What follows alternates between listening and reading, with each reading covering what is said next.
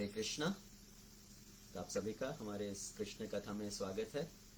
तो जो भी भक्तजन हमें अन्य सभी साधनों से देख रहे हैं, जो यहाँ पर उपस्थित हुए हैं या फेसबुक के माध्यम से, यूट्यूब के माध्यम से, टीवी के माध्यम से हमें देख रहे हैं, आप सभी का हार्दिक स्वागत है। तो भगवान के श्री चरणों की वंदना करते हुए और गुरुजनों का ध्यान करते हुए आज की कथा में हम प्रवेश करते हैं। ओम अज्ञानतिमिरान्धस्य ज्ञानाञ्जनशलाकया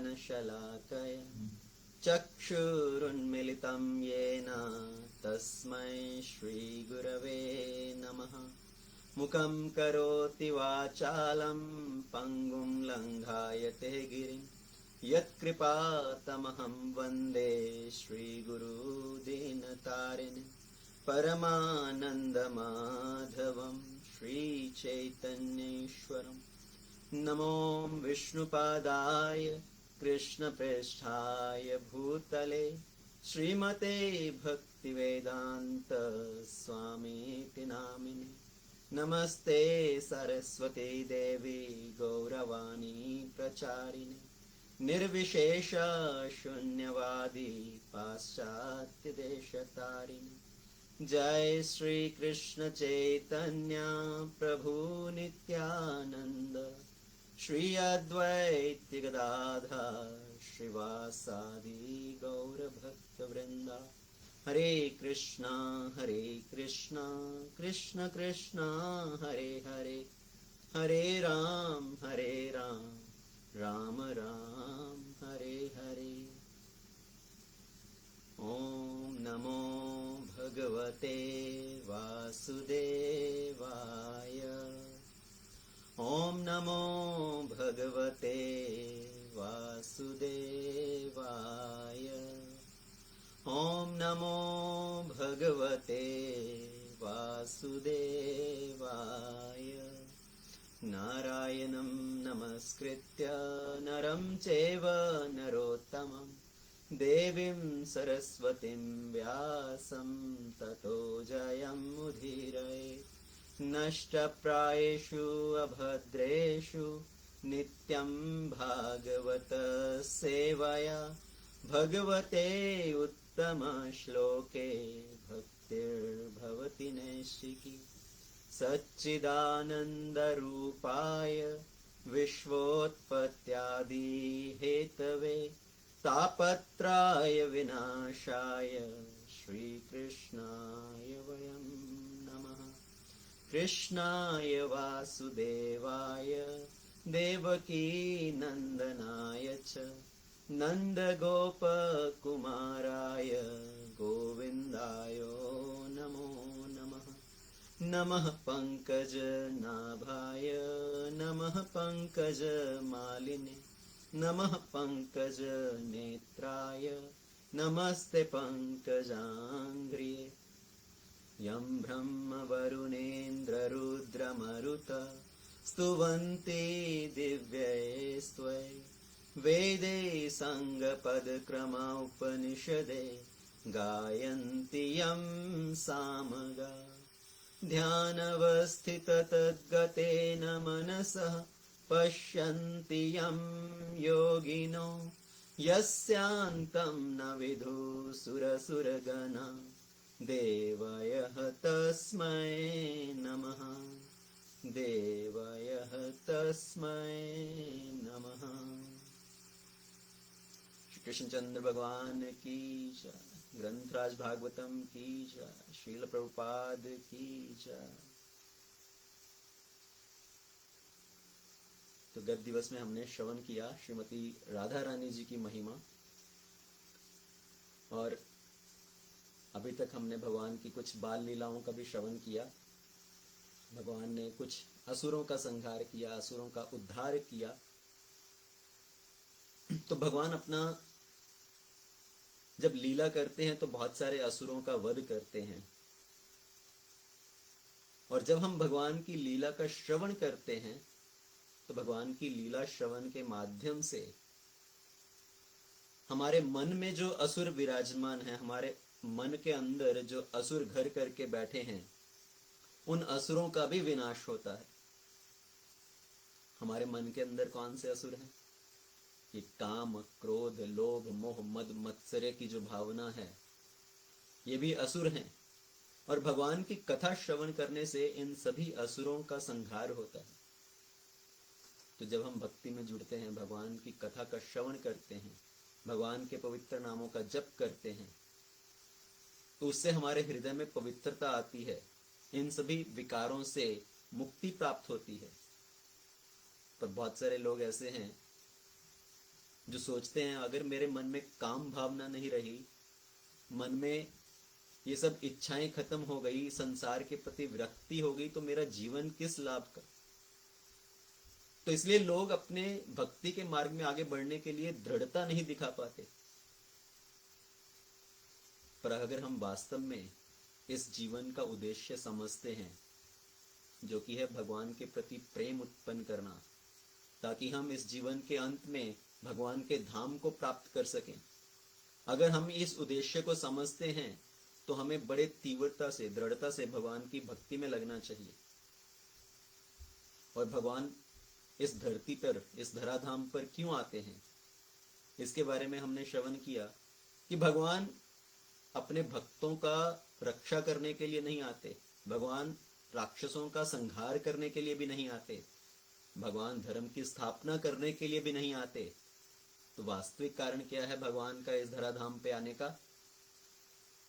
अनुग्रहाय भक्तानां मानुषं देहिमा स्थितः भजते तादृशी क्रीडा या श्रुत्वा तत्परो भवेत्। अनुग्रहाय भक्तानां, तो अपने भक्तों के ऊपर विशेष अनुग्रह करने के लिए भगवान ये मनुष्य रूपी देह स्वीकार करते हैं, मनुष्य रूपी शरीर स्वीकार करते हैं, और अपनी लीलाओं से सभी को आकर्षित करने के लिए, सभी के मन को मोहने के लिए भगवान बड़ी सुंदर सुंदर लीलाएं करते हैं।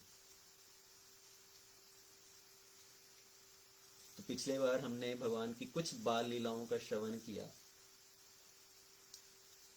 सुबह सुबह मैया यशोदा भगवान को बिस्तर से उठाती हैं, उनको तैयार करती हैं, उनको नहलाती हैं, सुंदर सुंदर वस्त्र पहनाती हैं, बड़े सुंदर आभूषण पहनाती हैं, और उनके मुख के ऊपर बड़ी सुंदर चित्रावली करती हैं।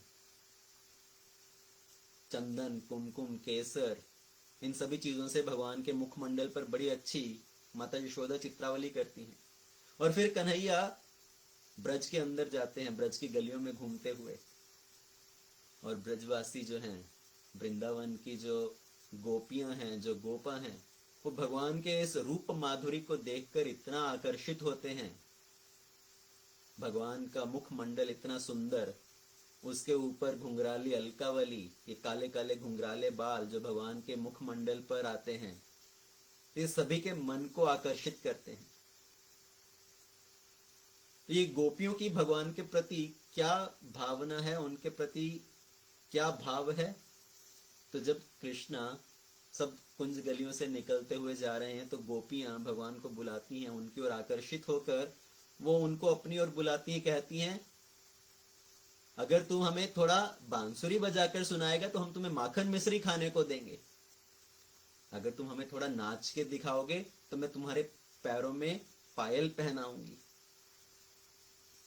बांसुरी बजा दे तो हे माखन खिलाऊंगी, ठुमका लगा दे तो हे पायल पहनाऊंगी।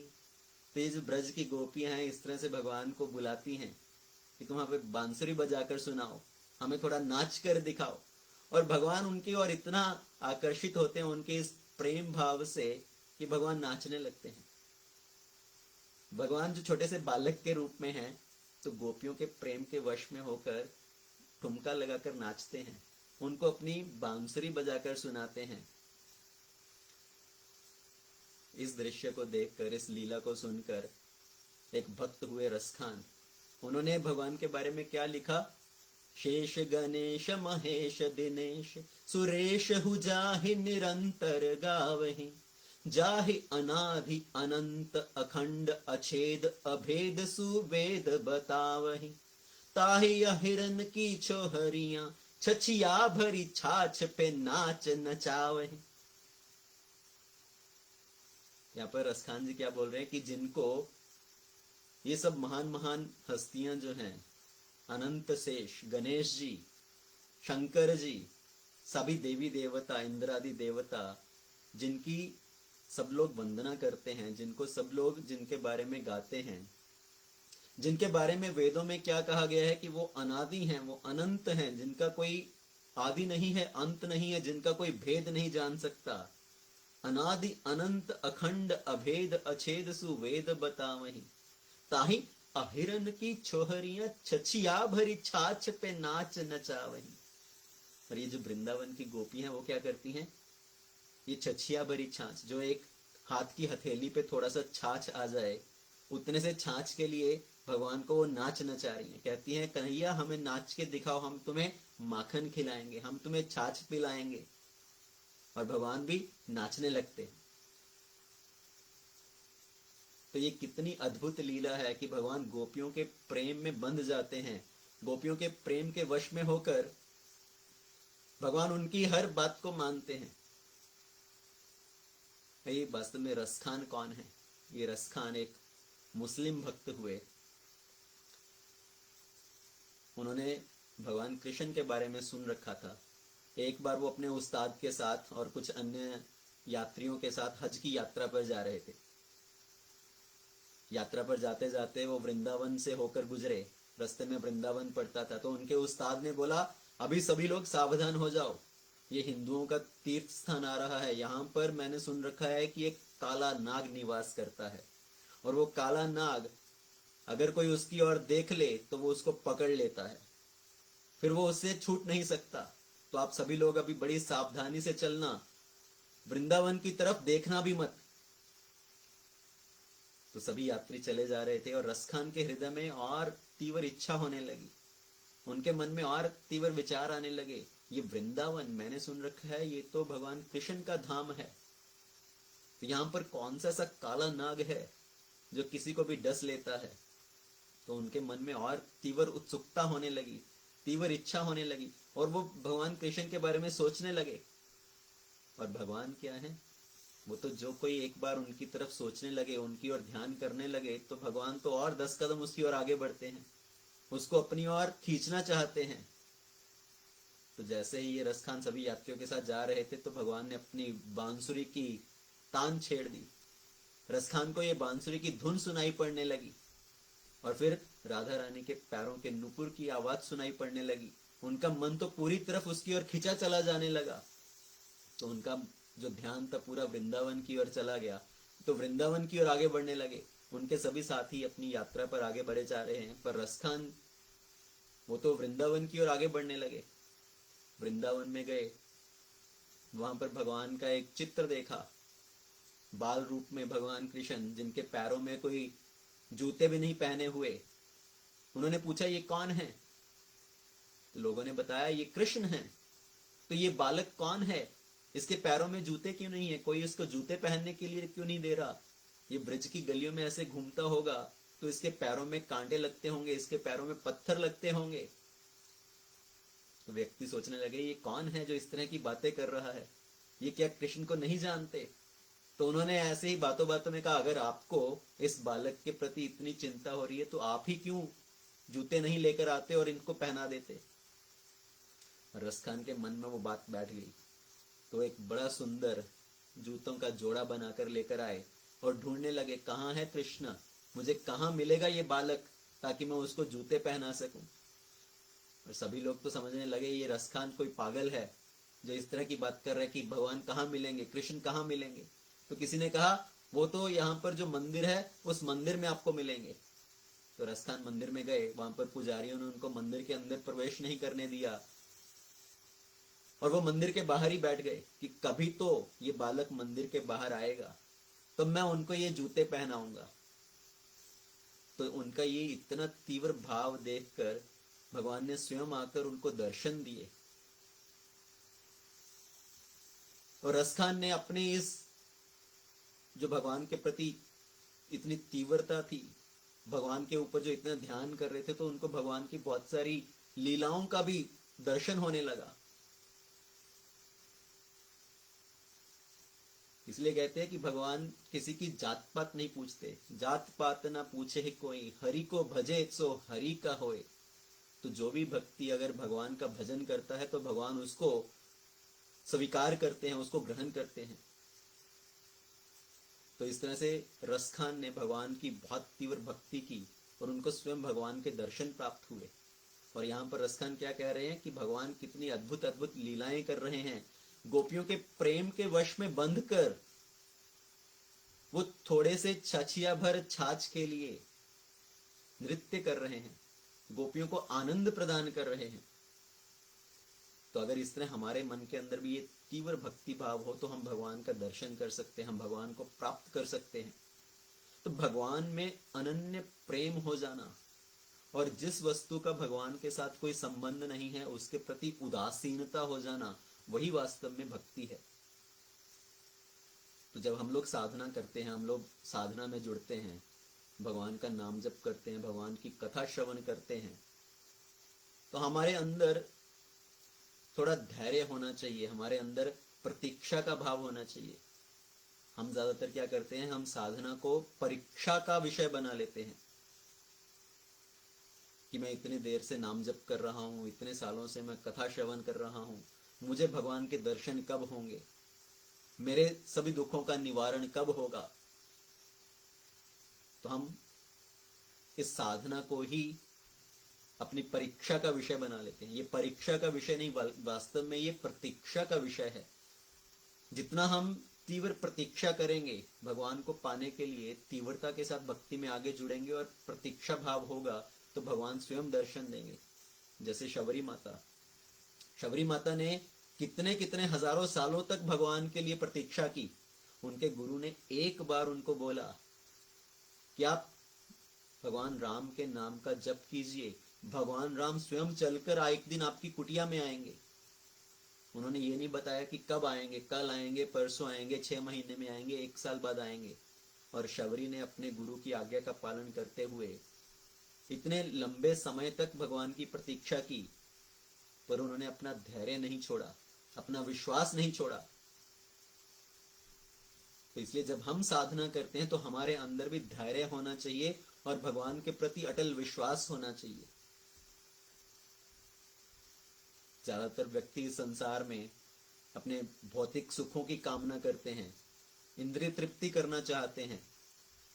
किसी के पास अगर थोड़ा सा धन हो, अच्छा मकान हो, अच्छी कार हो, गाड़ियां हो, थोड़े नौकर चाकर हो, तो उनके हृदय में अभिमान उत्पन्न होता है। तो या तो व्यक्ति इस संसार में ये धन संपत्ति हासिल करना चाहता है, या व्यक्ति इस संसार में मान प्रतिष्ठा सम्मान प्राप्त करना चाहता है। और हम इन थोड़ी थोड़ी चीजों को प्राप्त करके इतना घमंडी हो जाते हैं। पर वास्तव में ये जो इस संसार का धन सम्मान है वो बहुत ही तुच्छ वस्तु है।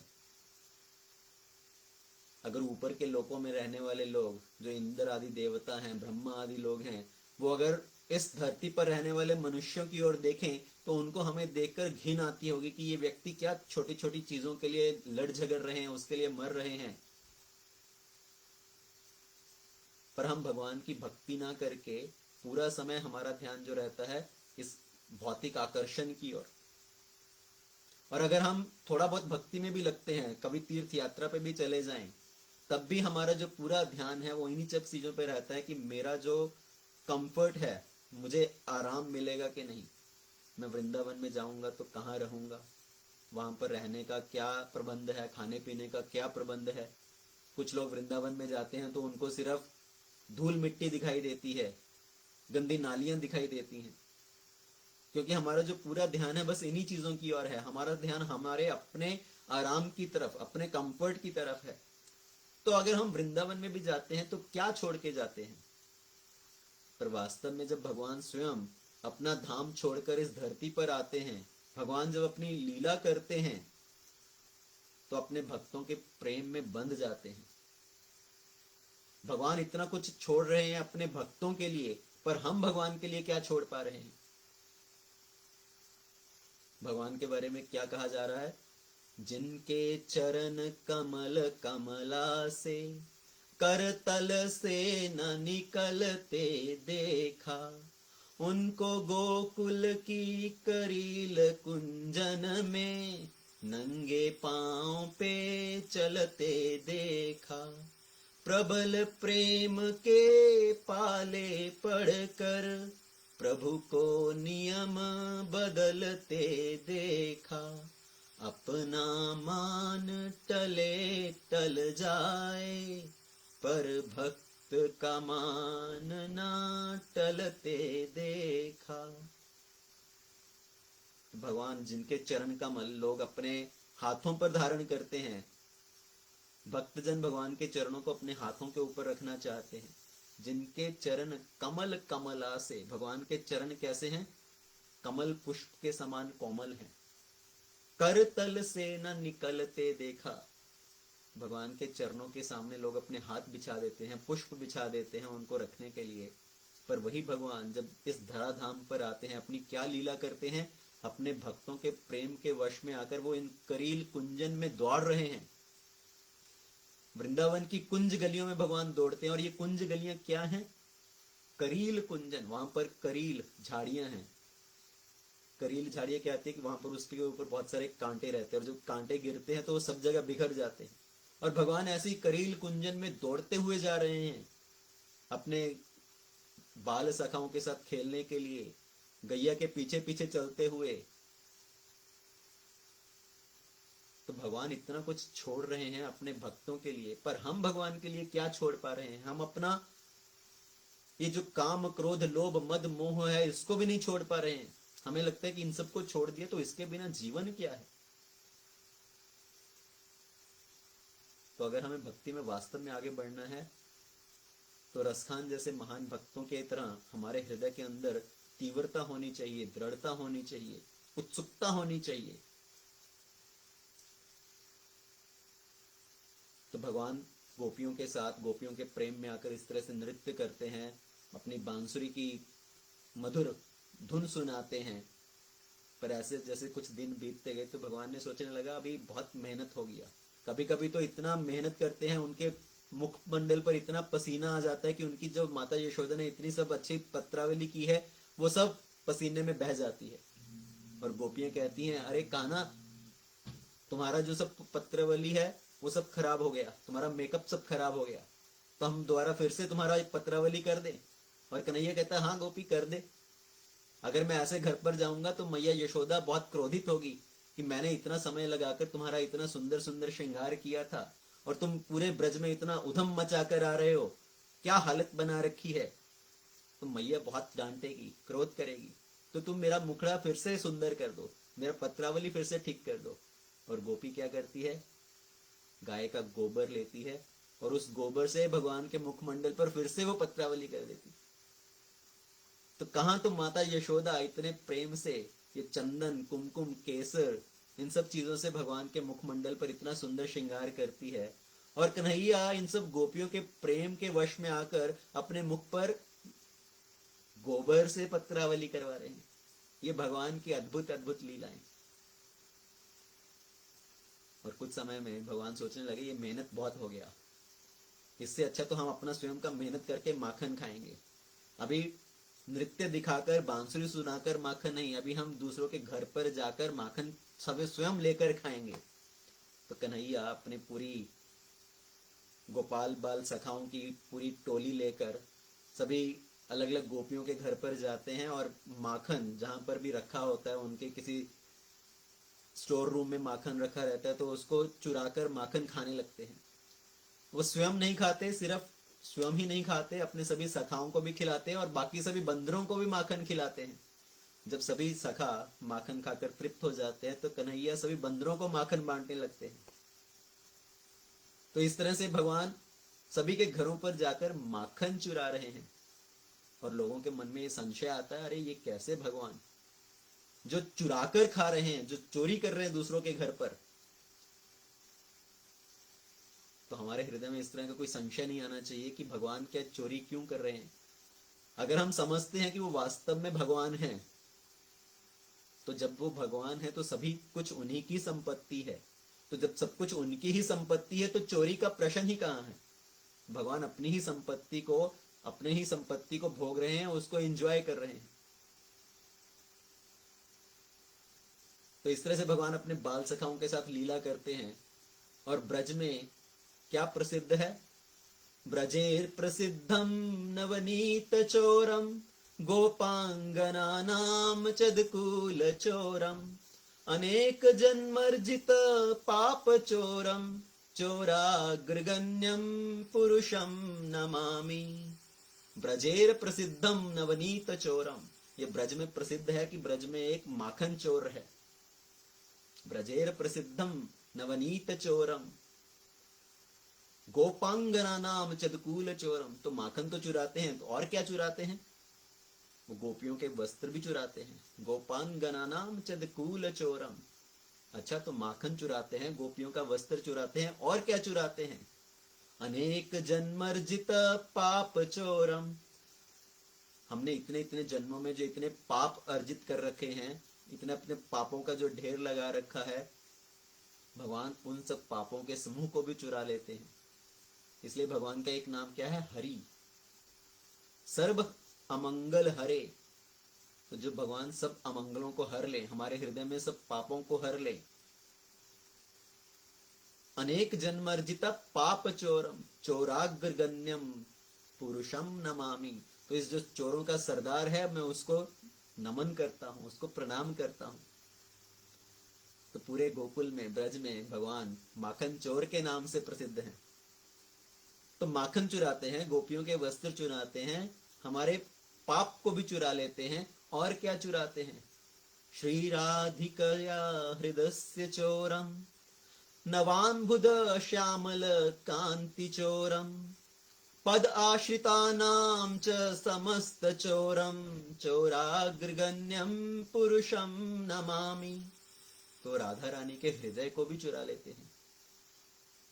नवाम्बुद श्यामल कांति चोरम, तो जो जो नया नया बादल होता है, जिसका नील वर्ण है, उसकी नील वर्ण को भी चुरा लेते हैं, क्योंकि भगवान का वर्ण क्या है? वो भी एक मेघ के वर्ण जैसा है, मेघ वर्ण। तो भगवान ने बादलों के रंग को चुरा लिया और उस रंग को धारण कर लिया। तो राधा रानी के हृदय को चुराते हैं, बादलों के उस रंग को भी चुरा लेते हैं।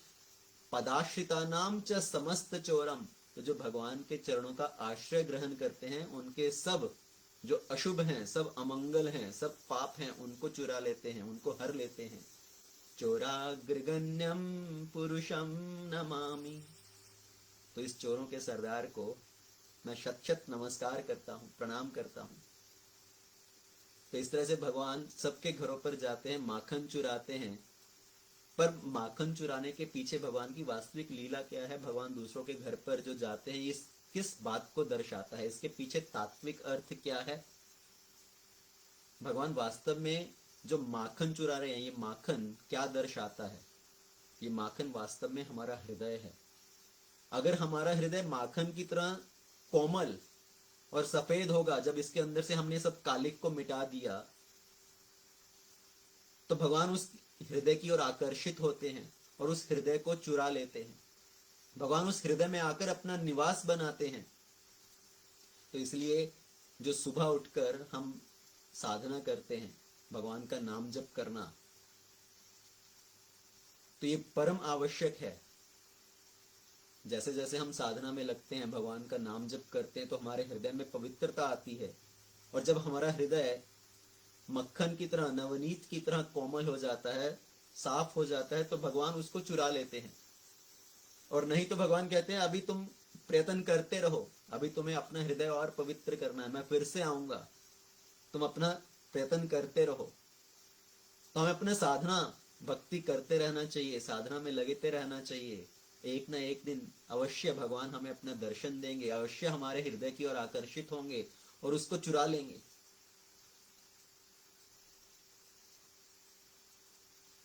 तो जब भगवान इन सब लीलाओं को कर रहे हैं ब्रज में, तो गोपियां कई बार माता यशोदा के पास आती हैं शिकायत लेकर कि तुम्हारा लल्ला, तुम्हारा कान्हा इतना नटखट हो गया है, वो इतनी इतनी शरारतें कर रहा है ब्रज में, पूरा उधम मचा कर रखा है, सभी के घरों पर जाता है और बहुत सारे उधम करता है, बहुत सारी नटखट शरारतें करता है। क्या शरारत करता है? एक गोपी कहती है तुम्हारा कान्हा अकेला नहीं आता, वो पूरा अपना मंडली लेकर आता है। ब्रज के और जितने सब गवाल बाल हैं उन सबको, उनकी पूरी टोली को अपने साथ लेकर आता है। और क्या करते हैं ये लोग, हमारे जो बछड़े बंधे हुए होते हैं उनको असमय खोल देते हैं और वो बछड़े जाकर गाय का दूध पीने लगते हैं। सारा दूध गाय का पी जाते हैं और हमारे लिए कुछ नहीं बचता। और जब हम उसको बोलते हैं तुमने इन बछड़ों को क्यों खोल दिया, असमय ही तुमने इन बछड़ों को खोल दिया, ये सारा दूध पी गया, तो उल्टा हमें डांटता है कि तुम लोग कितने निर्दयी हो, तुम लोगों ने इन बछड़ों को बांध कर रखा हुआ है, तुम उनको उनकी माता का दूध नहीं पीने देते। तो क्या मैंने अपने बछड़ों को लेकर आया, क्या मेरे बछड़े आकर तुम्हारी गाय का दूध पी गए? तुम्हारे ही बछड़े हैं जिन्होंने तुम्हारी गाय का दूध पिया है। तो तुम्हारे बछड़े गाय का दूध पिएंगे तो वो हृष्ट पुष्ट होंगे, बलवान होंगे। और तुम लोग कितने निर्दयी हो, उन लोगों को दूध नहीं पीने देते, वो कितने कमजोर हो गए हैं। अच्छा, तो और क्या करता है कान्हा तुम्हारे घरों पर आकर?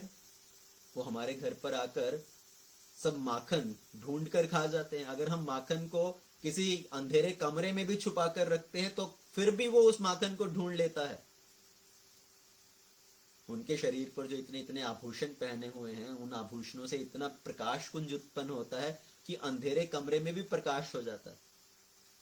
और उस प्रकाश में अंधेरे कमरे में रखे हुए माखन के जो बर्तन हैं उनको ढूंढ लेते हैं और सब माखन खा जाते हैं। अच्छा, तो तुम अपने माखन को छत से टांग कर क्यों नहीं रखती ऊंचाई पर? ऊंचाई पर टांग कर रखोगे तो वो कैसे प्राप्त कर पाएगा? गोपियां कहती हैं हमने वो भी प्रयत्न करके देख लिया, हमने छत से भी माखन को टांगा, पर वो एक छड़ी लेकर उस माखन की मटकी को फोड़ डालते हैं और फिर सारा माखन खा लेते हैं। अच्छा, तो तुम और ज्यादा ऊंचाई पर बांधो। हमने वो भी करके देख लिया, हमने माखन को और ज्यादा ऊंचाई पर बांधा। तो ये सब गवाल बाल क्या करते हैं, ये एक झुंड बनाते हैं। नीचे 10 लोग खड़े होते हैं, उसके ऊपर 5 लोग चढ़ते हैं, उसके ऊपर 3 लोग चढ़ते हैं, उसके ऊपर सबसे ऊपर तुम्हारा ये नटखट कान्हा चढ़ता है और उस मटकी को लेकर उस मटकी में से सारा माखन खा लेते। अगर उसको कभी माखन पसंद ना आए तो वो हमारे बालकों को चिमटी काट कर भाग जाते हैं। तो ऐसी ऐसी शरारतें करते हैं। अच्छा, तो तुम माखन रखना ही बंद कर दो, हमने वो भी करके देख लिया। गोपियां कहती हैं हमने वो भी करके देख लिया। जब कभी हम अपने घरों पर माखन ना रखें और जब इनको कभी माखन ना मिले हमारे घरों पर, तो तुम्हारा कन्हैया, ये छोटा सा बालक, हमें श्राप देने लगता है। मैं तुम्हें श्राप देता हूं, तुम लोगों के घर पर हमारे लिए थोड़ा सा माखन नहीं है, तो मैं तुम्हें श्राप देता हूं, तुम्हारी 21 पुश्तें जो हैं वो दरिद्र हो जाएं। तो ये छोटा सा बालक ऐसे श्राप दे रहा है, और कभी इस छोटे से बालक की बात सत्य होगी तो हमारा क्या होगा? तो इसलिए हम माखन रखते हैं। तो ये सब गोपियां इस तरह से आकर कन्हैया की शिकायत करती हैं और मैया यशोदा कन्हैया को अंदर से आवाज देकर बुलाती हैं, कान्हा, ओ कान्हा। और कन्हैया अंदर से आवाज सुनकर बाहर निकलते हैं, मैया क्या हुआ? देखो ये सब गोपियां तुम्हारी शिकायत लेकर आई हैं, तुम इनके घरों पर जाकर माखन चुरा कर खाते हो। कन्हैया कहते हैं नहीं मैया, मैंने तो माखन नहीं खायो। मैया मैं नहीं माखन खायो। कन्हैया के मुख पर थोड़ा माखन लगा हुआ है। सब गोपियां कहती है देखो इसके मुख पर अभी भी माखन लगा हुआ है, ये भी अभी भी किसी के घर से माखन खाकर आ रहा है। कन्हैया कहता है अरे मैया, ये मैंने माखन चुरा कर नहीं खाया, ये तो गोपियां, ये तो जबरदस्ती मेरे मुख पर लगा देती हैं। ये गोपियां क्या कहती हैं, मुझे कहती हैं हमें बांसुरी बजाकर सुनाओ, हम तुम्हें माखन मिश्री खिलाएंगे। तो जब मैं इनको थोड़ी बांसुरी सुनाकर सुनाता हूं तो ये स्वयं जबरदस्ती मुझे माखन खिला देती हैं। तो मैंने इनके घरों पर जाकर माखन नहीं खाया। तो इस तरह से गोपियां जब शिकायत लेकर आती हैं, कभी यशोदा कहती है अच्छा मैं कन्हैया को ये सब सुंदर आभूषण पहनाना ही बंद कर दूंगी। तुम बोल रही हो इसके शरीर पर जो आभूषण पहने हैं उसकी वजह से प्रकाश होता है, अंधेरे कमरे में भी माखन ढूंढ लेता है, तो मैं इसका श्रृंगार नहीं करूंगी, इसको ये सुंदर सुंदर आभूषण नहीं पहनाऊंगी। तो गोपियां कहती हैं ना ना यशोदा, ऐसा मत करना, तुम्हारा लाला इन आभूषणों में कितना सुंदर लगता है। तो मैया यशोदा कहती है अच्छा तो मैं अभी आगे से कान्हा को घर से बाहर ही नहीं जाने दूंगी। ना वो घर से बाहर जाएगा, ना गोकुल में जाकर दूसरों के घर पर जाकर उधम मचाएगा। तो कुछ दिनों तक मैया यशोदा कन्हैया को बाहर नहीं जाने देती, और ये सब गोपियां प्रतीक्षा करती हैं, कान्हा कहाँ है, हमें कान्हा के दर्शन कब होंगे। तो वास्तव में तो ये सब गोपियां कान्हा की प्रतीक्षा करती हैं, कन्हैया की, कृष्ण की प्रतीक्षा करती हैं, कब वो आएगा, कब हमें उसके दर्शन होंगे, कब उसका मुखमंडल देखने को मिलेगा। पर उस रस को बढ़ाने के लिए कभी कभी माता यशोदा के पास जाकर शिकायत भी करती हैं। तो एक बार कृष्ण अपने सब गोपाल बाल के साथ किसी के घर पर माखन चुराने गए। तो ये गोपियों ने भी एक चाल चली कि हम कृष्ण को पकड़ने के लिए, रंगे हाथ पकड़ने के लिए यहाँ पर एक घंटी बांध देते हैं, माखन की मटकी के साथ घंटी बांध देते हैं। जैसे ही वो उस माखन की मटकी को हिलाएंगे, उसको उतारने का प्रयत्न करेंगे, तो ये घंटी बजने लगेगी, और जैसे ही ये घंटी बजेगी हमें पता चल जाएगा कि कन्हैया आया है, हम उसको जाकर रंगे हाथ पकड़ लेंगे। तो भगवान गए बाल अपने सब मित्रों के साथ, वहां पर देखा भगवान ने आज गोपियों ने चालाकी की है, आज उन्होंने एक घंटी बांध रखी है। तो भगवान ने घंटी को बोला, तुम जानती हो ना हम कौन हैं? घंटी कहती है, हाँ प्रभु मैं जानती हूँ, आप तो साक्षात पर ब्रह्म परम भगवान हैं। तो हमारी ये आज्ञा है कि आपने बजना नहीं है। तो घंटी ने तुमने बजना नहीं है। घंटी कहती है, आपकी आज्ञा का पालन करूंगी।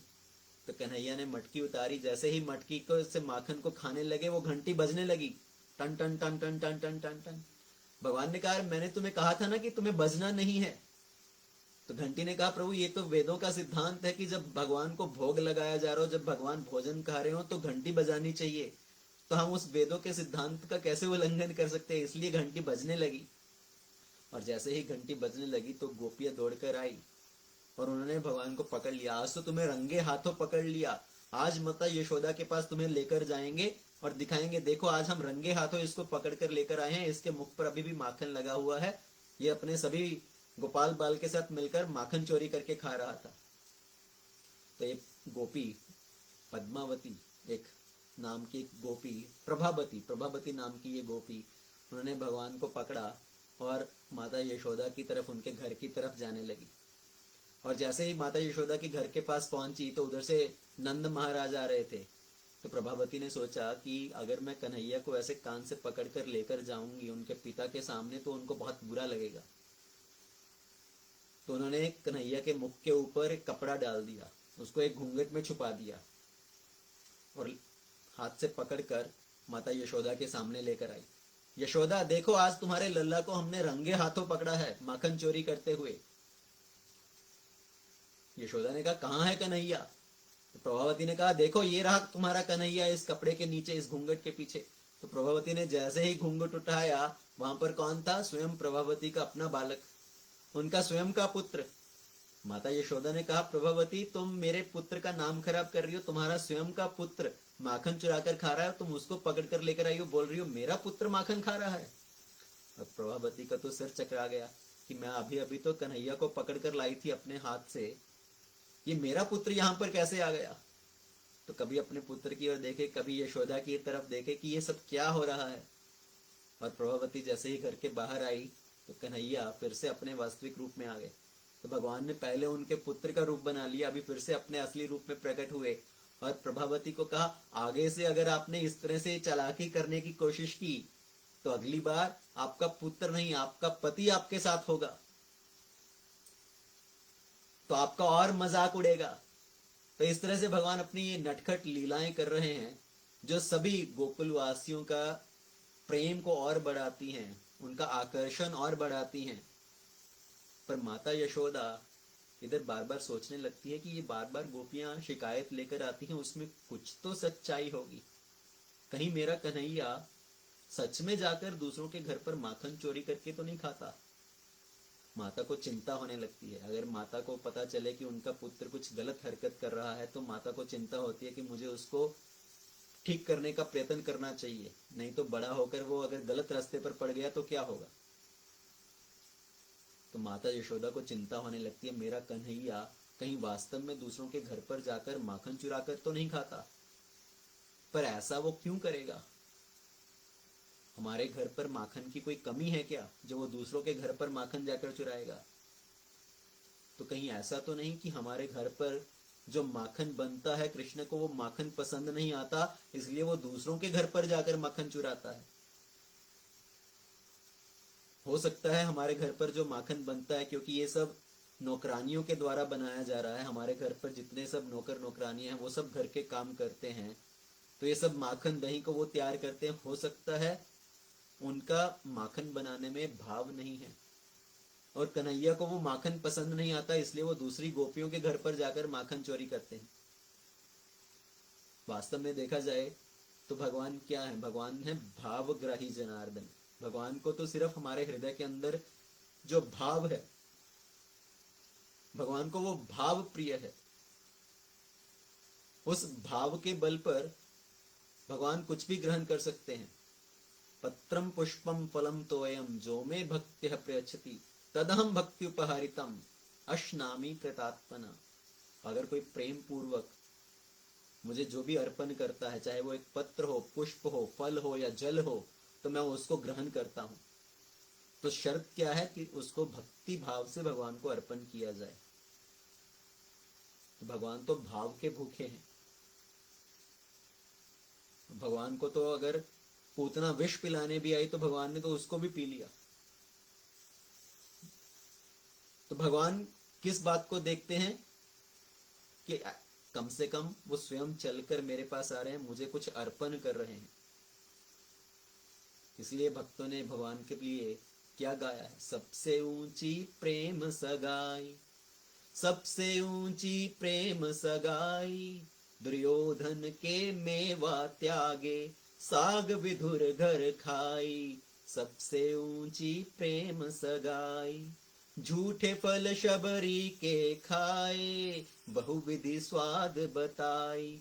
सबसे ऊंची प्रेम सगाई, प्रेम हक अर्जुन रथ हांक्यो, भूल गए ठकुराई।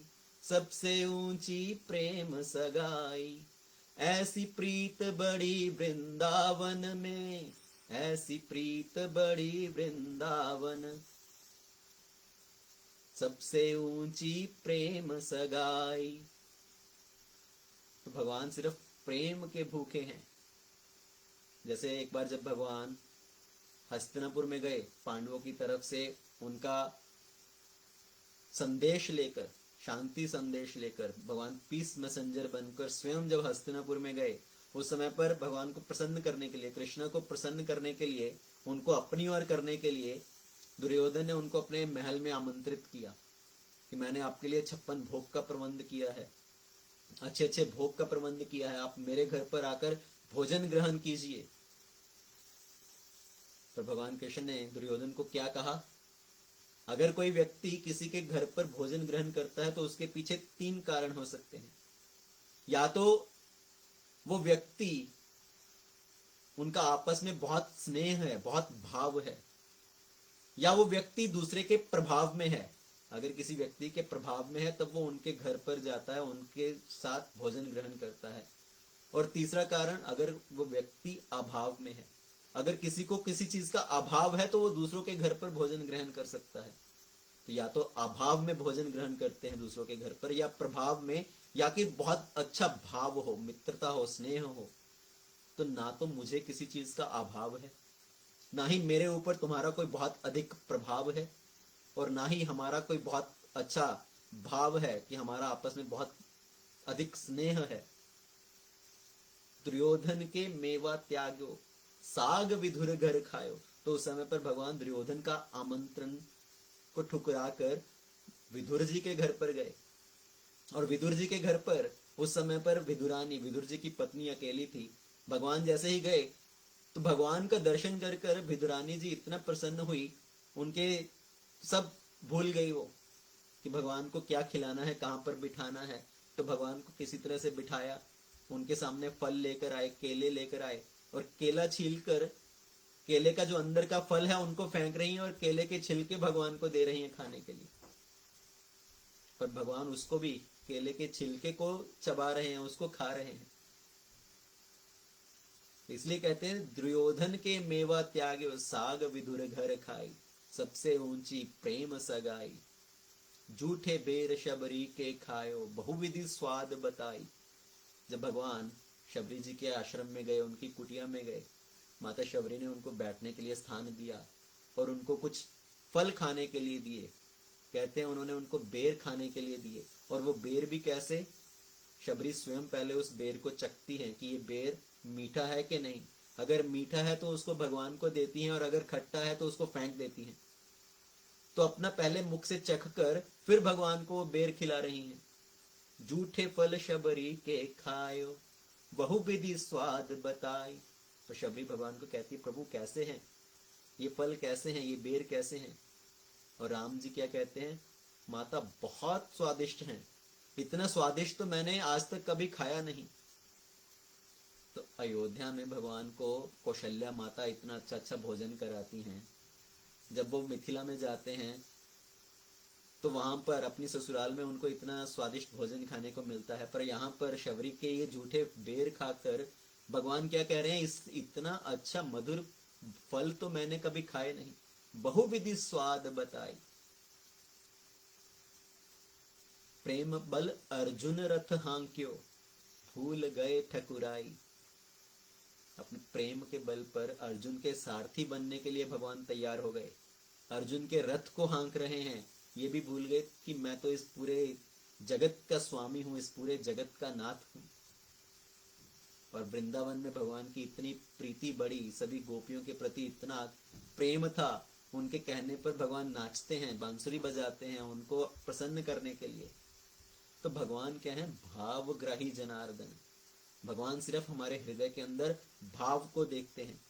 तो माता यशोदा ने सोचा कि हमारे घर पर जितने भी ये नौकरों के द्वारा, दासियों के द्वारा माखन बनाया जा रहा है, शायद उसका स्वाद अच्छा नहीं है, शायद उसका जो टेस्ट है कृष्णा को पसंद नहीं आ रहा, इसलिए वो दूसरों के घर पर जाकर माखन चुराते हैं। तो मुझे क्या करना चाहिए, स्वयं अपने हाथों से मक्खन बनाना चाहिए। अगर मैं अपने हाथों से प्रेम पूर्वक मक्खन बनाऊंगी तो शायद कन्हैया को वो माखन पसंद आएगा, तो शायद फिर वो दूसरों के घर पर जाकर ये सब उधम मचाना बंद कर देगा। क्योंकि माता का अपने बालक के प्रति विशेष स्नेह है, और माता प्रेम पूर्वक अपने पुत्र को बिठाकर खाना खिलाती है। अगर पुत्र का पेट भी भर जाए तो माता क्या कहती है, एक चपाती और खाओ, थोड़ा सा और ले, थोड़ा सा और ले लो, देखो तुम कितने दुबले पतले हो गए। तो ये माता का अपने पुत्र के प्रति स्नेह है, अपने पुत्रों के प्रति, अपने बालकों के प्रति, कि उनको प्रेम पूर्वक खिलाती है। अगर कोई व्यक्ति होटल में खाना खाने जाए, होटल में जो वेटर्स हैं, जो सर्वेंट्स हैं, वो खाना सर्व कर रहे हैं, तो वो भी हो सकता है आपका बड़ा ध्यानपूर्वक आपको खाना सर्व करेंगे, पर क्या उनका आपके प्रति विशेष प्रेम है? वास्तव में उनको क्या दिखाई दे रहा है कि अगर हम अपने कस्टमर को प्रसन्न करेंगे, उनको अच्छे से सर्व करेंगे, तो हमें मोटा खासा टिप मिलेगा। तो उन्हें अपनी आमदनी दिखाई दे रही है, उनको अपना बिजनेस दिखाई दे रहा है। तो उनको आपके प्रति कोई विशेष स्नेह नहीं है, उनको स्नेह किसकी तरफ है, जो उनको पैसा मिलेगा। तो जो सर्वेंट है, जो नौकरों के द्वारा सर्व किया जाता है, उसमें वो प्रेम पूर्वक भाव नहीं हो सकता। इसलिए माता अपने पुत्र को विशेष रूप से अपने हाथ से सर्व करना चाहती है। माता यशोदा ने सोचा, मुझे कन्हैया के लिए स्वयं से माखन बनाना चाहिए। तो एक दिन माता यशोदा सुबह सुबह उठकर, ब्रह्म मुहूर्त के समय पर उठकर, उन्होंने नहा धोकर अच्छे वस्त्र धारण किए और स्वयं बैठकर उस मटके में जहां पर पहले दिन से दही जमाया गया था, उस दही के मटके को लेकर उसमें मथनी डालकर स्वयं उस मक्खन को बनाने लगी। तो यहाँ पर माता यशोदा के बारे में क्या लिखा गया है, सुखदेव गोस्वामी जी परीक्षित महाराज को कथा सुनाते हुए कहते हैं, एकदह ग्रह दासीषु यशोदा नंद गेहिनी कर्मांत्र नियुक्तासु निर्मंथ स्वयं दधी। तो एक दिन उस घर में कोई दासियां नहीं थी, उन्होंने सभी दासियों को छुट्टी दे रखी थी, और माता यशोदा स्वयं मक्खन बनाने के लिए बैठ गई। सुबह सुबह उठकर उन्होंने स्नान लिया, स्वच्छ वस्त्र धारण किए और फिर वो अपने कार्य में लग गई। यहां पर भी एक बहुत सुंदर सिद्धांत आता है कि हमें सुबह ब्रह्म मुहूर्त में उठकर पहले तो स्नान करना चाहिए, स्वच्छ वस्त्र धारण करने चाहिए और फिर किसी काम में लगना चाहिए। नहीं तो ये आलस्य को दर्शाता है कि सुबह बिना स्नान किए जब हम अपने बाकी सब दिन के कार्य शुरू कर दें तो ये आलस्य का त्याग करके सुबह सुबह स्नान करके स्वच्छ होकर फिर रसोई घर में प्रवेश करना चाहिए। कई बार माताएं क्या होती हैं, सुबह उठती हैं और रात के जो पहने हुए कपड़े होते हैं, जो नाइट गाउन मैक्सी जो भी रहते हैं, तो वैसे ही अपने रसोई घर में जाती हैं और अपने सब दिन के कार्य शुरू कर देती हैं कि चलो नहाना धोना तो बाद में होगा, पहले सब घर के काम शुरू कर दो। रसोई में वैसे ही उसी कपड़ों में खाना बनाना बिना अपने आप को स्वच्छ किए। और बहुत सारे लोग तो ऐसे होते हैं, उनको सुबह सुबह पहले तो अखबार पढ़ने को चाहिए, पहले तो उनको चाय की चुस्की पीने को चाहिए कि जब तक हम अखबार नहीं पढ़ेंगे, चाय नहीं पिएंगे, हमारी आंखें नहीं खुलेंगी तो हम कोई और काम कैसे करेंगे। तो ये सब आलस्य की निशानी है। यहां पर कोई वर्णन आया क्या, माता यशोदा ने सुबह उठकर पहले तो चाय की चुस्की ली, पहले चाय ली, फिर जाकर उनको शौच किया, फिर नहा धोकर तैयार हुई। माता यशोदा पहले सुबह सुबह उठकर अपने आप को स्वच्छ किया, स्नान किया, शुद्ध वस्त्र धारण किए, अपना श्रृंगार किया और फिर रसोई घर में बैठकर अपना कार्य करने लगी। एकदा गृहदासीषु यशोदानंद गेहिनी कर्मांत्र नियुक्तासु निर्ममतः स्वयं दधि यानि यानि हि गीतानि तद बाल चरितानि च दधि निर्मंत काले स्मरन्ति तान्यगायात्। यानि यानि गीतानि बाल चरितानि च। तो माता यशोदा जब अपना दही मंथन का काम कर रही हैं तो क्या कर रही हैं, साथ में कृष्ण की लीलाओं का स्मरण कर रही हैं, भगवान की बाल लीलाओं का स्मरण कर रही हैं। उन्होंने उन लीलाओं को अपने लोक गीत में बना रखा है और वो उस गीत को गुनगुना रही हैं।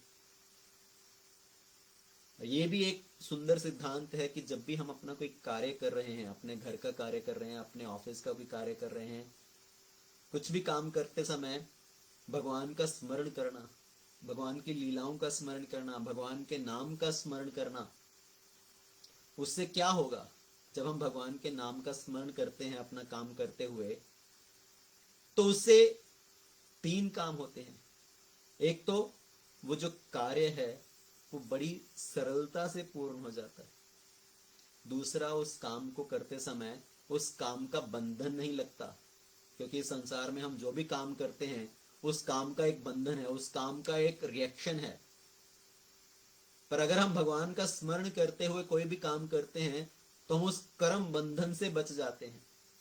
और तीसरा, ना ही हम उस कर्म के बंधन से बच जाते हैं, बल्कि जो पुराने कर्मों के बंधन हैं वो भी सब बंधन नष्ट हो जाते हैं, वो सब बंधन भी कट जाते हैं।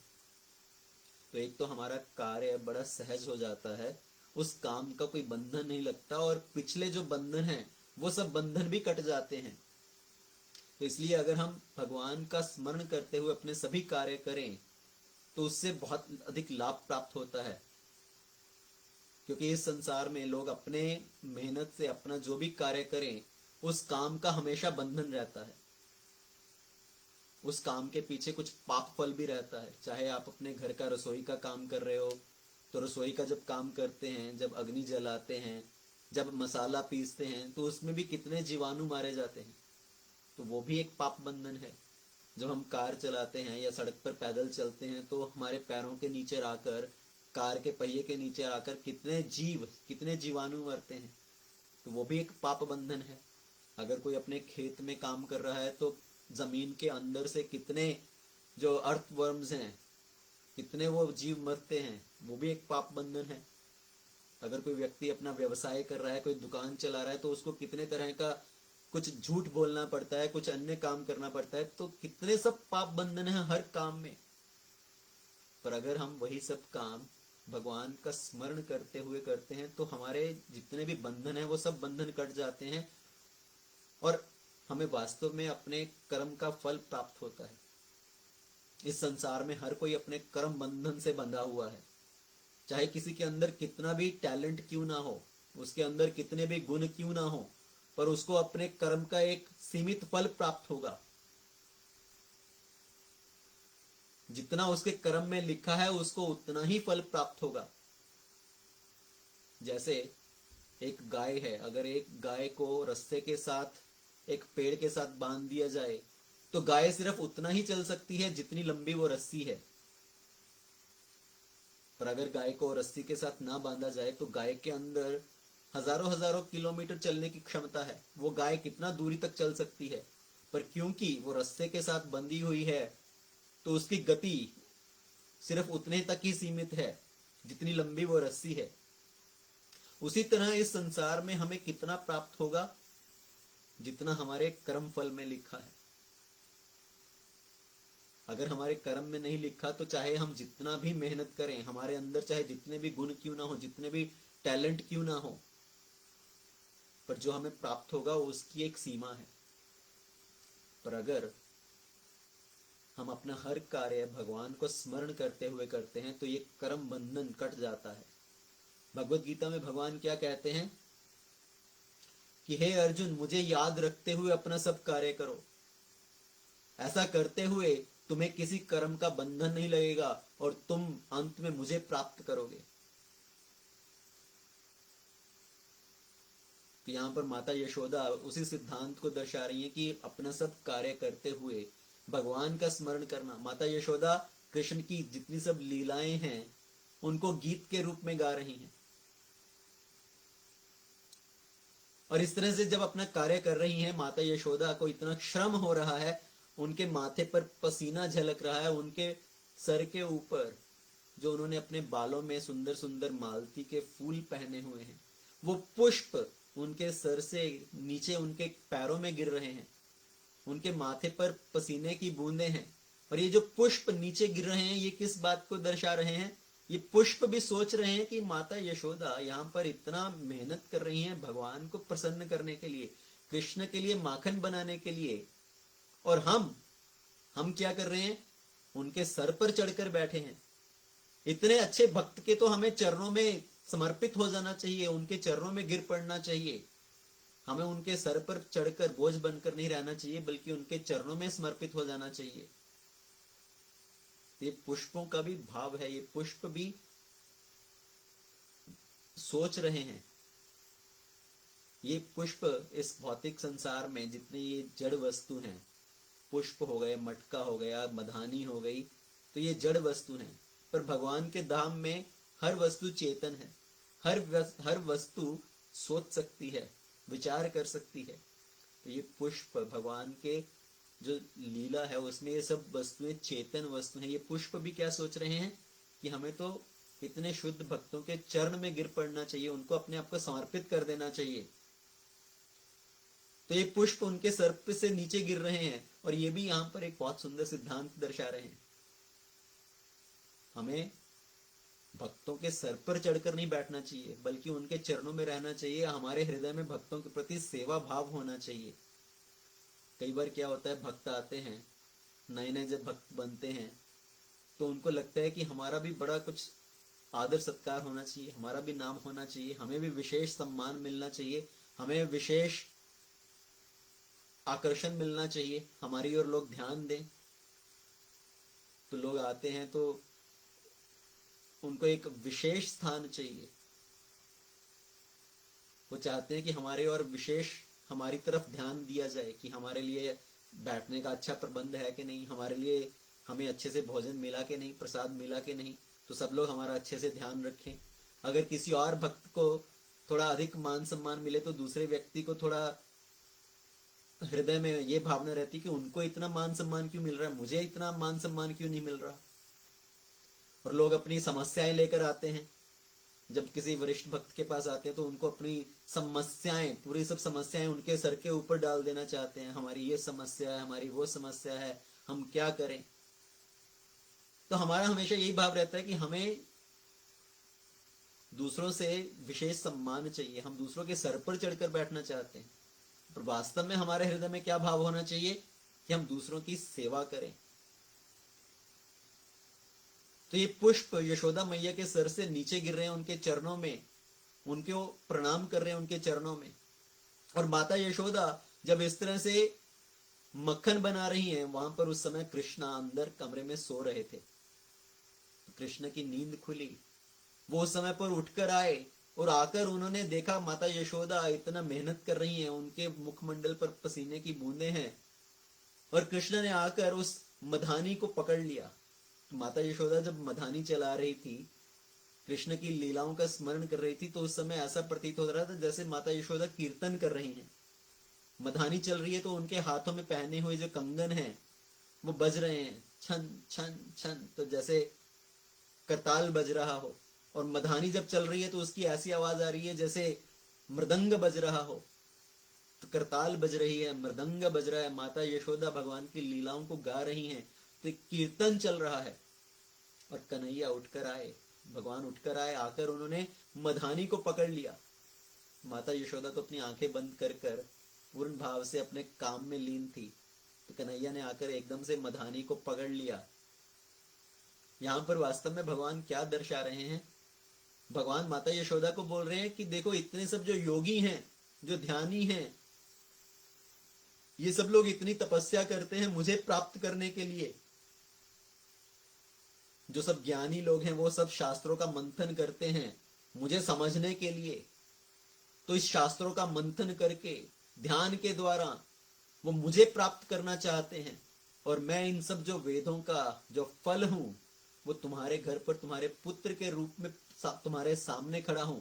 ये इन सारे शास्त्रों का जो फल है, इन सब योग सिद्धियों का जो फल है, वो साक्षात तुम्हारे सामने खड़ा है। इसे उठाकर अपनी गोद में बिठा लो। तो कन्हैया उस समय पर आए।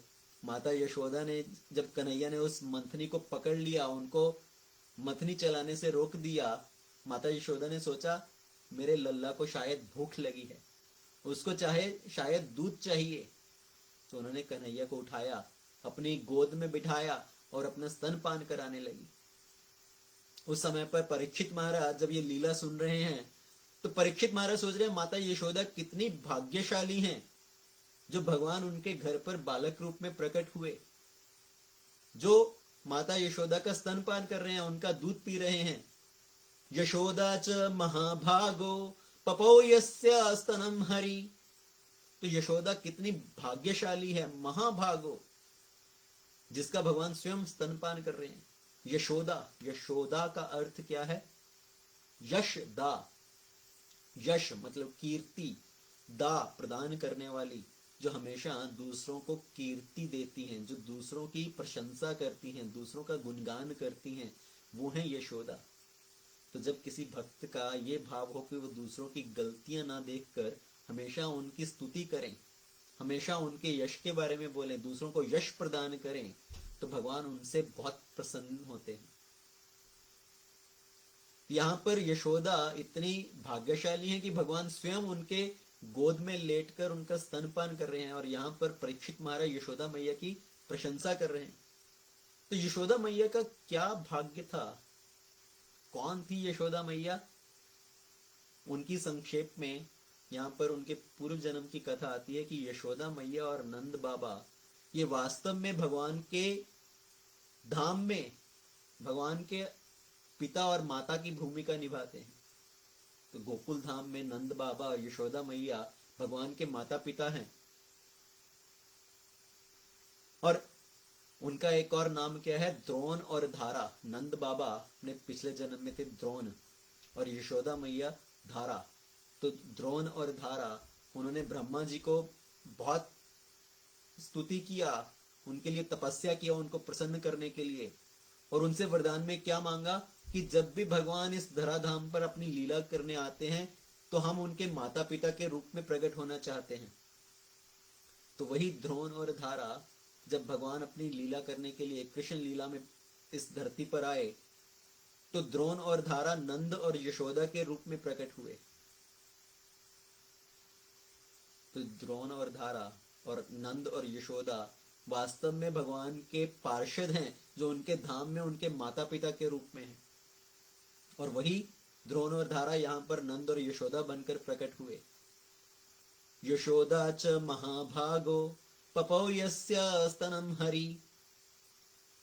तो भगवान यशोदा मैया का स्तनपान कर रहे हैं। उस समय पर माता यशोदा जब भगवान को दूध पिला रही थी, तो अंदर रसोई घर में माता यशोदा ने एक पात्र में दूध उबलने के लिए रखा हुआ था, और ये दूध भी सोच रहा है कि पहले तो पुष्प सोच रहे थे, पुष्प क्या है? चेतन। और यहां पर अभी दूध भी सोच रहा है, दूध भी चेतन है। दूध क्या सोच रहा है कि माता यशोदा तो भगवान को जितना चाहे दूध पिला सकती हैं, उनको पूर्ण रूप से संतुष्ट कर सकती हैं, तो मेरे जीवन का क्या लाभ? मेरा तो ये जीवन व्यर्थ है। मुझे तो चाहिए कि मैं इस पात्र में से उछलकर अग्नि में कूदकर अपने प्राण दे दूं। तो इस भाव से वो दूध उबलने लगा, और जैसे ही ये दूध उबलने लगा, जैसे ही ये दूध उस पात्र से बाहर निकलकर छलककर अग्नि में कूदने के लिए तैयार हो रहा है, माता यशोदा ने दूध के उबलने की आवाज सुनी, ये दूध को ऊपर उठने की आवाज सुनी। और माता यशोदा ने उसी समय सोचा कि पहले मुझे जाकर इस दूध की रक्षा करनी चाहिए। ये दूध वास्तव में कृष्ण की सेवा के लिए है, कृष्ण की प्रसन्नता के लिए है। तो मेरे स्तन का दूध तो हमेशा वहीं रहेगा, ये स्तन का दूध तो स्तन में ही रहेगा, पर पहले इस दूध की रक्षा करूं, उस दूध को बचाऊं जो कि कृष्ण की प्रसन्नता के लिए है। और वास्तव में ये दूध क्या है? ये दूध भी बहुत विशेष है। नंद महाराज की 9 लाख गायें, और उसमें कुछ विशेष गाय, पद्मगंधा नाम की गाय। तो इन पद्मगंधा गाय को विशेष घास खिलाया जाता है, फिर उस गाय का दूध दुहा जाता है, उस दूध को उबालकर उससे दही बनाया जाता है, फिर उस दही को मथकर उससे मक्खन तैयार होता है, जिसको भगवान कृष्ण को खिलाया जाता है। तो ये जो दूध है वो बहुत विशेष दूध है। और माता यशोदा उस दूध को बचाने के लिए उन्होंने सोचा कि मैं कृष्ण को थोड़ी देर के लिए यहाँ पर नीचे जमीन पर रखकर पहले उस दूध की जाकर रक्षा करती हूँ। उन्होंने कृष्ण को नीचे जमीन पर रखा और दूध को बचाने के लिए चली गई। अगर अभी सोचा जाए तो माता यशोदा ने क्या ये समझदारी का काम किया? भगवान की प्रसन्नता अधिक है या उस 50 रुपए लीटर के दूध को बचाना ज्यादा इंपॉर्टेंट है? पर माता यशोदा क्योंकि सोच रही थी कि ये जो दूध है ये भी कृष्ण की सेवा के लिए है, उस दूध को मैं बचाऊं, तो इसलिए उन्होंने कृष्ण को जमीन पर रख दिया। क्योंकि वास्तव में इसके लिए उनको प्रोत्साहन किसने दिया?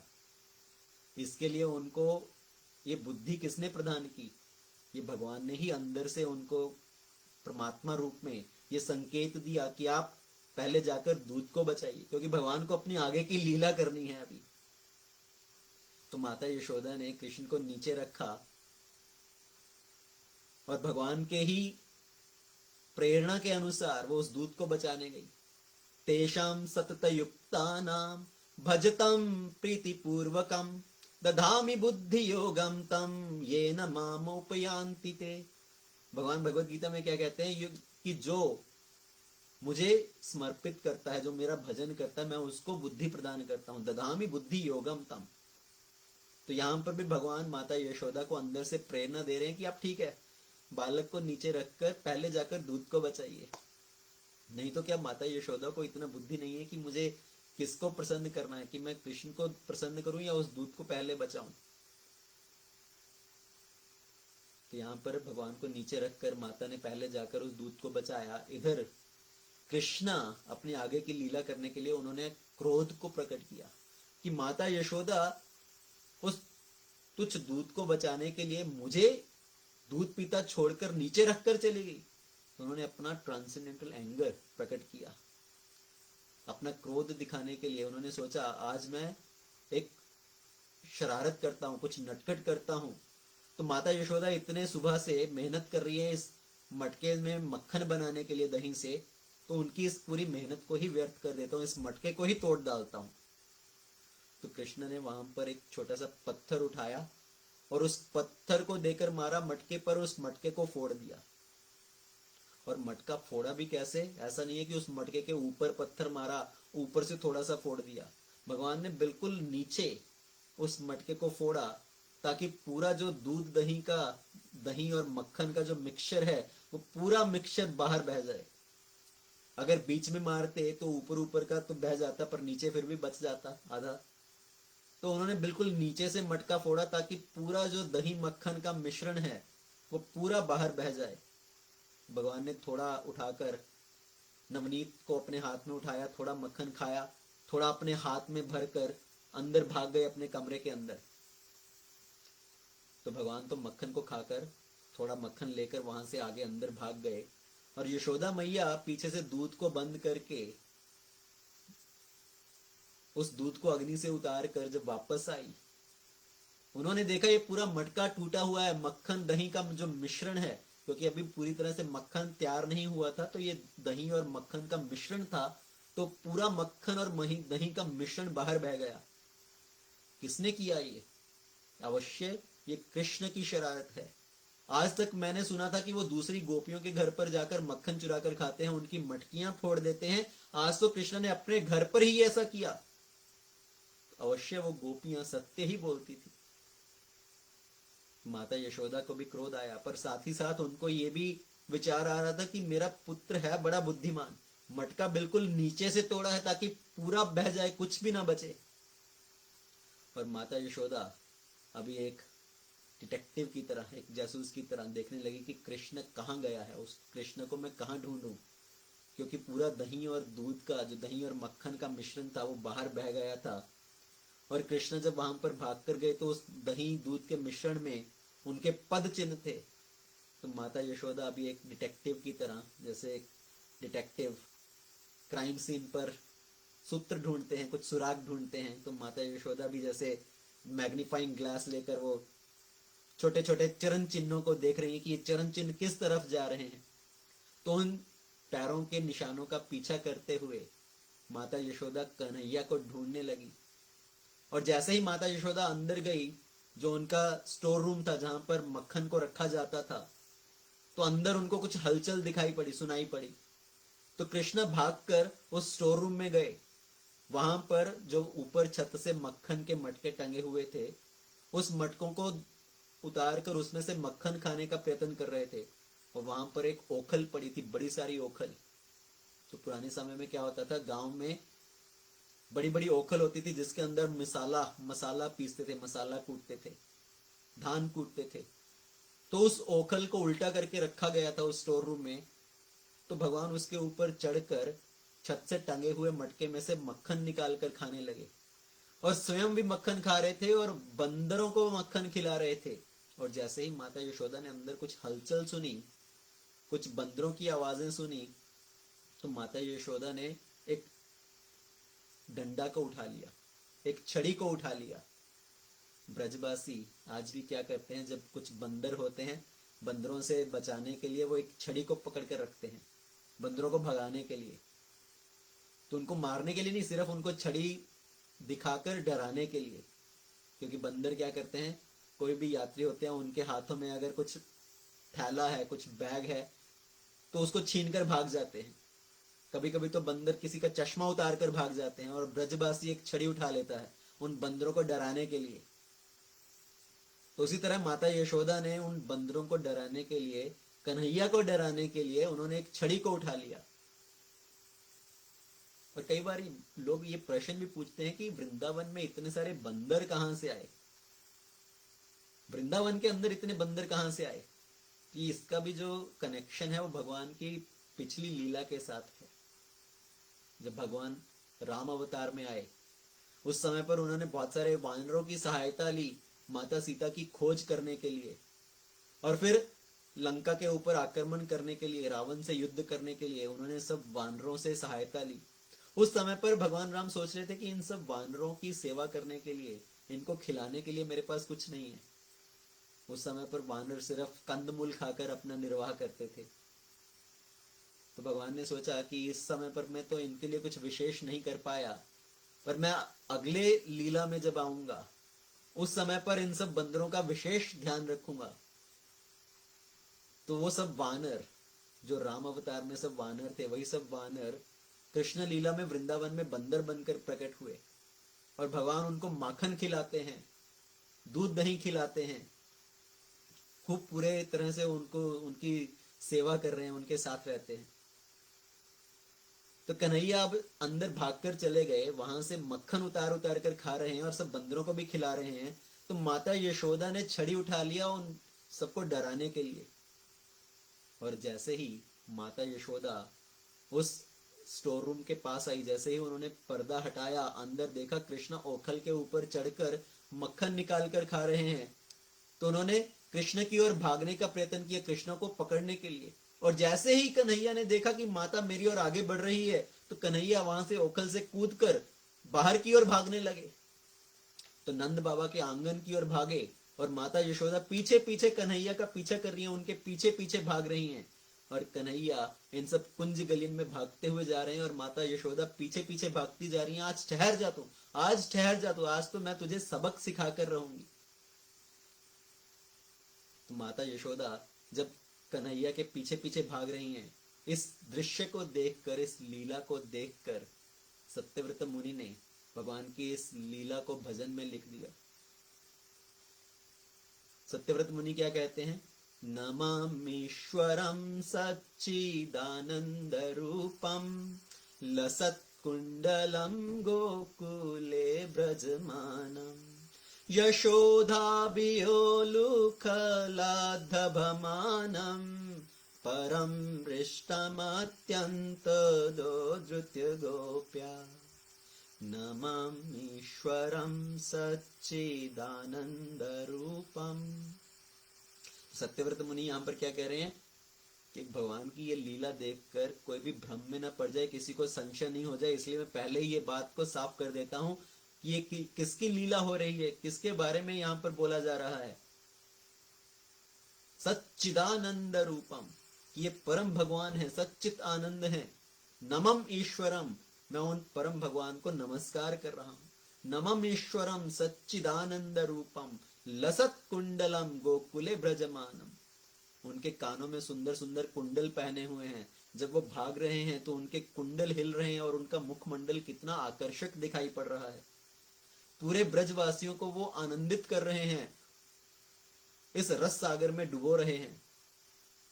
यशोधाभियोलुखलाधभमानं परम हृष्टमत्यन्तो धृत्य गोप्या।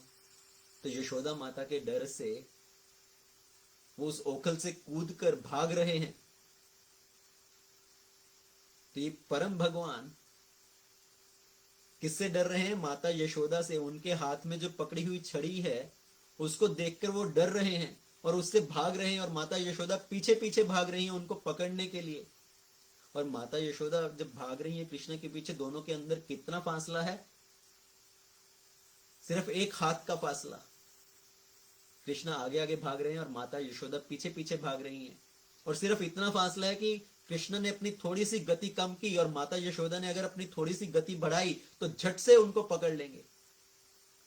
पर कन्हैया सिर्फ उतना सा फासला रखते हुए आगे आगे भाग रहे हैं और माता यशोदा पीछे पीछे भाग रही हैं। भगवान जो पूरे जगत के स्वामी हैं, अखिल ब्रह्मांड नायक हैं, उनको वास्तव में कौन पकड़ सकता है? पर यहाँ पर माता यशोदा पीछे पीछे भाग रही हैं। उनको इतना परिश्रम हो रहा है, उनको पसीना आ रहा है, उनके सर के ऊपर बाकी जो बचे कुछ फूल हैं वो भी उनके चरणों में गिर रहे हैं। और भगवान आगे भागते भागते मुड़ मुड़ कर पीछे देखते कि माता कितनी पीछे है। थोड़ा सा जैसे ही माता पास में आती है तो वो फिर से अपनी गति बढ़ा देते हैं। तो इस समय पर जब देखा कि माता बहुत परिश्रम कर रही हैं मुझे पकड़ने के लिए, तो भगवान ने वास्तव में अपने आप को पकड़वाना स्वीकार कर लिया। माता यशोदा के हाथों से पकड़े जाना स्वीकार कर लिया। नहीं तो अन्यथा भगवान को कौन पकड़ सकता है? बड़े बड़े महारथी भगवान के पीछे दौड़ते हैं भगवान को पकड़ने के लिए, तो वो भगवान को पकड़ नहीं सकते। और यहाँ पर वयोवृद्ध महिला यशोदा जो कि एक गोपी है, वो भगवान को कैसे पकड़ पाए? तो आगे चलकर एक लीला में जब आया, जब भगवान मथुरा चले गए, उस समय पर जब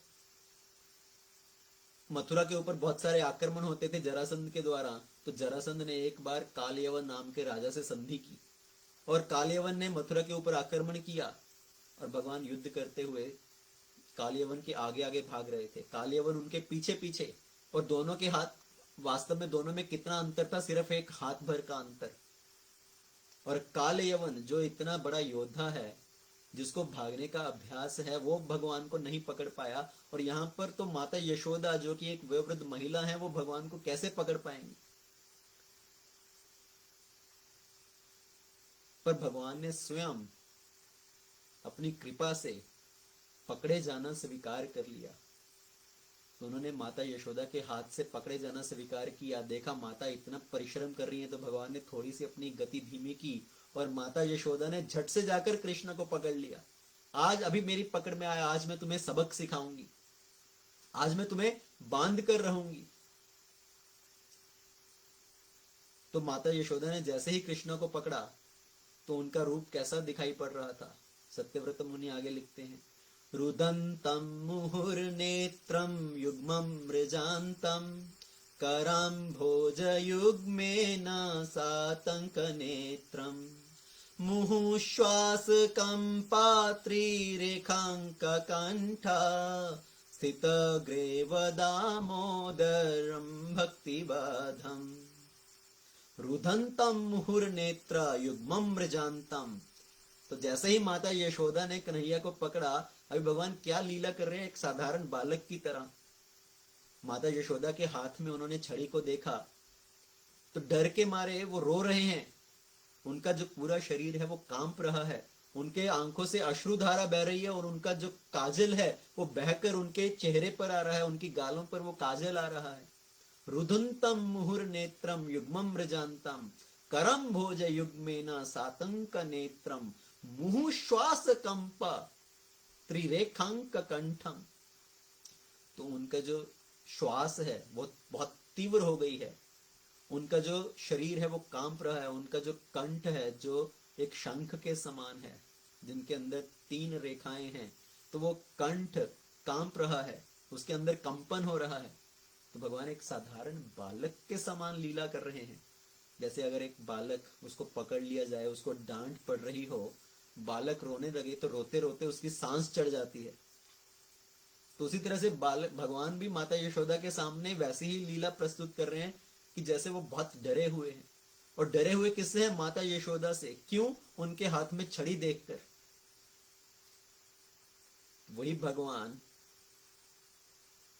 जो वामन रूप में आए, जिन्होंने हिरण्याक्ष का वध कर दिया, वही भगवान जो नरसिंह रूप में आए, उन्होंने हिरण्यकशिपु को अपने नाखूनों से फाड़ डाला। वही भगवान जो भगवान राम के रूप में आए और उन्होंने रावण का संहार किया। वही भगवान जो परशुराम के रूप में आए, जिन्होंने 21 बार पूरी धरती पर सब क्षत्रियों का विध्वंस किया, पूरी धरती को नक्षत्री कर डाला। वही भगवान अब जब भगवान कृष्ण के रूप में आए, बालक लीला कर रहे हैं, तो एक छोटी सी छड़ी से डर रहे हैं, माता यशोदा से डर रहे हैं। ये भगवान अपनी अद्भुत लीला कर रहे हैं। और सत्यव्रत मुनि इसलिए कह रहे हैं कि मैं पहले ही ये स्पष्ट कर रहा हूं कि ये कोई साधारण बालक नहीं है, ये वास्तव में परम भगवान है, जो सबको आकर्षित करने के लिए, सबके मन को हरने के लिए इस तरह की अद्भुत लीलाएं कर रहे हैं। तो माता यशोदा ने जैसे ही देखा कि कन्हैया डर रहा है, रो रहा है, वो मेरे हाथ में पकड़ी हुई छड़ी को देखकर डर रहा है, तो उन्होंने एकदम से छड़ी को फेंक दिया। माता यशोदा ने छड़ी को क्यों उठाया था? सिर्फ उन बंदरों को डराने के लिए, कन्हैया को डराने के लिए, ना कि उसको उस छड़ी से मारने के लिए। तो यहाँ पर प्रभुपाद जी क्या शिक्षा प्रदान कर रहे हैं कि बालकों को, अगर कोई बालक शरारत करता है तो उसको डांटना चाहिए, उसको आंख दिखानी चाहिए, पर बालकों को कभी पीटना नहीं चाहिए, उनको कभी मारना नहीं चाहिए। तो आप उनको छड़ी दिखा सकते हो, उनको अपनी आंख दिखा सकते हो, डरा सकते हो, पर कभी उनको पीटिए मत। क्यों? क्योंकि अगर बालकों को पीटा जाता है, अगर छोटे बच्चों को पीटा जाता है, तो आगे आगे चलकर उनके अंदर और डर खत्म हो जाता है। उनको लगता है अच्छा ज्यादा से ज्यादा आप क्या करोगे, मारोगे ना, मारो। तो आगे चलकर वो और बड़े क्रूर व्यक्ति बन सकते हैं, आगे चलकर वो बड़े और आतंकवादी बन सकते हैं। तो इसलिए बालकों को मारना नहीं चाहिए, आप उनको डर दिखा सकते हो, उनको समझा सकते हो। तो माता यशोदा ने जैसे ही देखा कि कन्हैया डर रहा है, उन्होंने एकदम से अपनी छड़ी को फेंक दिया, पर उन्होंने बोला कि तुम बहुत शरारत कर रहे हो, आज मैं तुम्हें सजा देकर रहूंगी, आज मैं तुम्हें सबक सिखाऊंगी। और कैसा सबक सिखाऊंगी? तुम इस ओखल के साथ मिलकर ये सब शरारत कर रहे हो, आज मैं तुम्हें इस ओखल के साथ ही बांध दूंगी, मैं तुम दोनों को सजा दूंगी। इस ओखल ने भी तुम्हारे इस चोरी में हिस्सा लिया है, उसमें भाग लिया है, तो मैं आज तुम दोनों को आपस में बांध दूंगी। तो माता यशोदा उस समय पर कन्हैया को उस ओखल से के साथ बांधने लगी। वो एक रस्सी लेकर आई और रस्सी से कृष्ण को उस ओखल के साथ बांधने का प्रयत्न करने लगी। पर अभी भगवान फिर से अपनी अद्भुत लीला कर रहे हैं। क्या लीला कर रहे हैं? जैसे ही माता यशोदा कृष्ण को बांधने का प्रयत्न कर रही है, वो रस्सी हमेशा 2 उंगली छोटी पड़ जाती है। माता यशोदा देख रही है कि ये क्या हो रहा है, ये रस्सी छोटी होती जा रही है या ओखल बढ़ती जा रही है या कृष्ण का पेट बढ़ता जा रहा है। पर कृष्ण का पेट भी वैसा है, ओखल भी वैसे की वैसी है, और ये रस्सी बंद क्यों नहीं पा रही।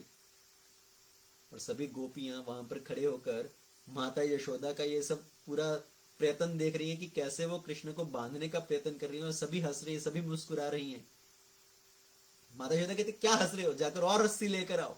तो गोपियां जाकर और रस्सी लेकर आती हैं। माता यशोदा रस्सियों को आपस में बांधकर फिर से कृष्ण को बांधने का प्रयत्न करती हैं। फिर से वो रस्सी 2 उंगली छोटी, और रस्सियों को बांधते हैं, फिर से कृष्ण को बांधने का प्रयत्न करते हैं, फिर से वो रस्सी 2 उंगली छोटी। माता यशोदा इतना सब प्रयत्न कर रहे हैं, इतना प्रयत्न कर रहे हैं, जब कृष्ण को नहीं बांध पाए तो फिर से उनका ये सब प्रयत्न देखकर भगवान ने अपने आप को बंध जाना स्वीकार कर लिया। किससे बंध जाना? माता यशोदा की रस्सी से नहीं, बल्कि माता यशोदा के प्रेम से बंध जाना स्वीकार कर लिया। तो फाइनली माता यशोदा ने कृष्ण को उस ओखल के साथ बांध दिया और वो अपना काम करने के लिए घर के अंदर चले गए। अभी तुम पूरा दिन यहीं पर बंधे हुए खड़े रहो। तो माता यशोदा जब कृष्ण को बांधने का प्रयत्न कर रही हैं, उनको नहीं बांध पा रहे, रस्सी हमेशा 2 उंगली छोटी पड़ रही है। तो यहां पर आचार्यगण टीका करते हैं कि इसका जो तात्पर्य है वो क्या है। ये रस्सी का 2 उंगली छोटी हो जाना किस बात को दर्शाता है? कि भगवान को प्राप्त करने के लिए 2 चीजों की आवश्यकता है। पहली उंगली किस बात को दर्शाती है? हमारा स्वयं का प्रयत्न। और दूसरी उंगली दर्शाती है भगवान की कृपा को। तो अगर हम भगवान को प्राप्त करना चाहते हैं तो ये दोनों चीजें आवश्यक हैं। हमें अपना प्रयत्न भी करना होगा और साथ में भगवान की कृपा भी चाहिए। भगवान की कृपा के बिना हम भगवान को प्राप्त नहीं कर सकते। पर अगर हम सोचें कि जब भगवान की कृपा होगी तब मुझे भगवान अपने आप मिल जाएंगे, तब जाकर मैं भक्ति कर पाऊंगा, तो वो भी गलत है, क्योंकि हमें अपनी तरफ से अपना प्रयत्न भी करना होगा। तो जब माता यशोदा भगवान को पकड़ने का इतना प्रयत्न कर रही हैं, तब भगवान ने पकड़े जाना स्वीकार किया। जब माता यशोदा भगवान को बांधने का इतना प्रयत्न कर रही हैं, तब भगवान ने अपने आप को बंध जाना स्वीकार किया। किससे बंध जाना? माता यशोदा के प्रेम से। तो ये 2 चीजें दर्शाती हैं हमारा प्रयास और भगवान की कृपा। हमारा प्रयास क्या है? ये साधना भक्ति, सुबह ब्रह्म मुहूर्त में उठना, नहा धोकर भगवान का नाम जप करना, भगवान की कथा श्रवण करना, भगवान की सेवा करना। तो ये है हमारा प्रयास, हमारा प्रयत्न। हमारा भक्ति में उन्नति किस बात से पता चलेगी? कि हम सुबह उठकर भगवान की साधना भक्ति करने के लिए कितने तत्पर हैं। इसलिए कहते हैं अगर किसी ने ब्रह्म मुहूर्त नहीं देखा तो पर ब्रह्म भगवान को क्या देखेगा। तो हमारी जो साधना है वो बहुत आवश्यक है, और साथ ही साथ भगवान की कृपा की भी आवश्यकता है। पर कई बार लोग बोलते हैं अरे आपके ऊपर भगवान की बहुत कृपा है, इसलिए आप लोग भक्ति कर पा रहे हो, हमारे ऊपर भगवान की कृपा नहीं है। जब हमारे ऊपर भगवान की कृपा होगी तब हम भक्ति कर पाएंगे। भगवान की कृपा तो सब जीवों के ऊपर है, पर हम अपना प्रयत्न ही नहीं करना चाहते। हम सोचते हैं भगवान स्वयं चलकर हमारे पास आएंगे। तो क्या लोग इस बात की प्रतीक्षा करते हैं भगवान स्वयं आकर आपके दरवाजे की घंटी बजाएं?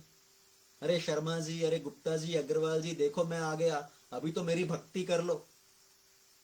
तो हमें किस तरह की कृपा चाहिए? भगवान की कृपा सब जीवों के ऊपर है। आपको मनुष्य जीवन मिला है तो ये भी भगवान की कृपा है।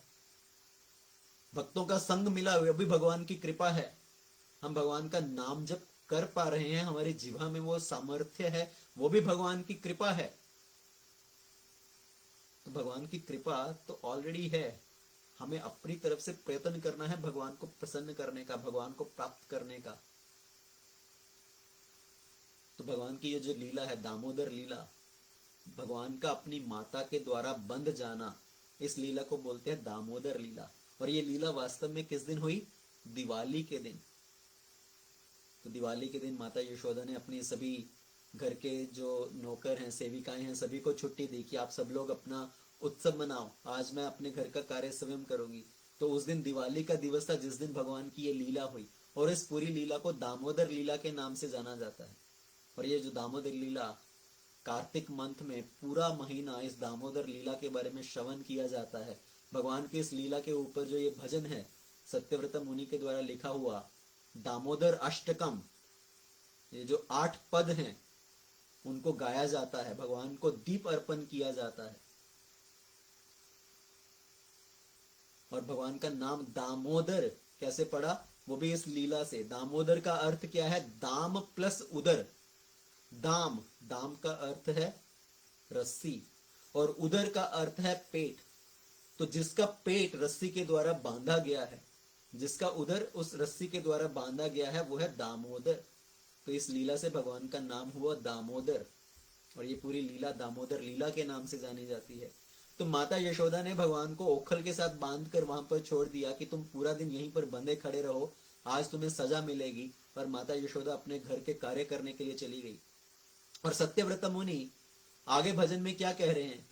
इति धृक्स्वलीलाभिरानंद कुंडे स्वघोषम निमजान्तम् आख्यापयन्तम् तदीयेषिताग्नेषु भक्तैर्जितात्वम् पुनः प्रेमतस्तं शतवृत्ति वंदे। भगवान अपनी ये सब बाल लीलाओं के द्वारा जितने भी गोकुल के रहने वाले हैं, जितने भी गोकुल के निवासी हैं, उन सबको अपने प्रेम रस में डुबो रहे हैं। भगवान इस बात को दर्शा रहे हैं कि मैं ऐश्वर्य के द्वारा, जो लोग ज्ञान अर्जन करने में लगे हुए हैं, जो योग सिद्धि के द्वारा मुझे प्राप्त करना चाहते हैं, मैं उनको शीघ्रता से प्राप्त नहीं होता। पर जो मेरे प्रति भक्ति भाव रखते हैं, मैं उनको बड़ी शीघ्रता से प्राप्त हो जाता हूं। वरम देव मोक्षम न मोक्षाम वधिम वा न चान्यम वृणेहा वरेशादपीहा इदं ते वपुरनाथ गोपाल बालम सदा मे मनस्य विरास्तं किमन्ये। तो सत्यव्रत मुनि कह रहे हैं, वरम देव मोक्षम न मोक्षावधिम वा, हे प्रभु मुझे और कुछ वरदान नहीं चाहिए, मुझे सिर्फ एक ही वरदान चाहिए। आप मुझे एक ही वरदान दीजिए कि मैं आपके इस जो बाल स्वरूप का दर्शन हमेशा प्राप्त कर सकूं।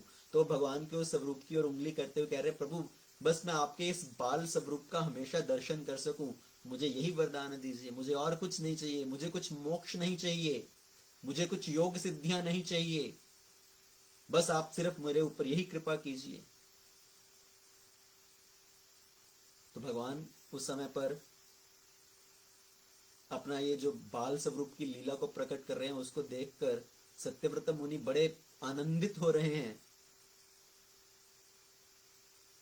और भक्त का भगवान के प्रति क्या भाव रहता है कि मुझे आपसे और कुछ नहीं चाहिए, मुझे सिर्फ आपकी भक्ति चाहिए, मैं आपसे प्रेम कर रहा हूं और मुझे बदले में सिर्फ आपका प्रेम चाहिए, प्रेम के बदले में सिर्फ प्रेम चाहिए, अन्यथा और कुछ नहीं चाहिए।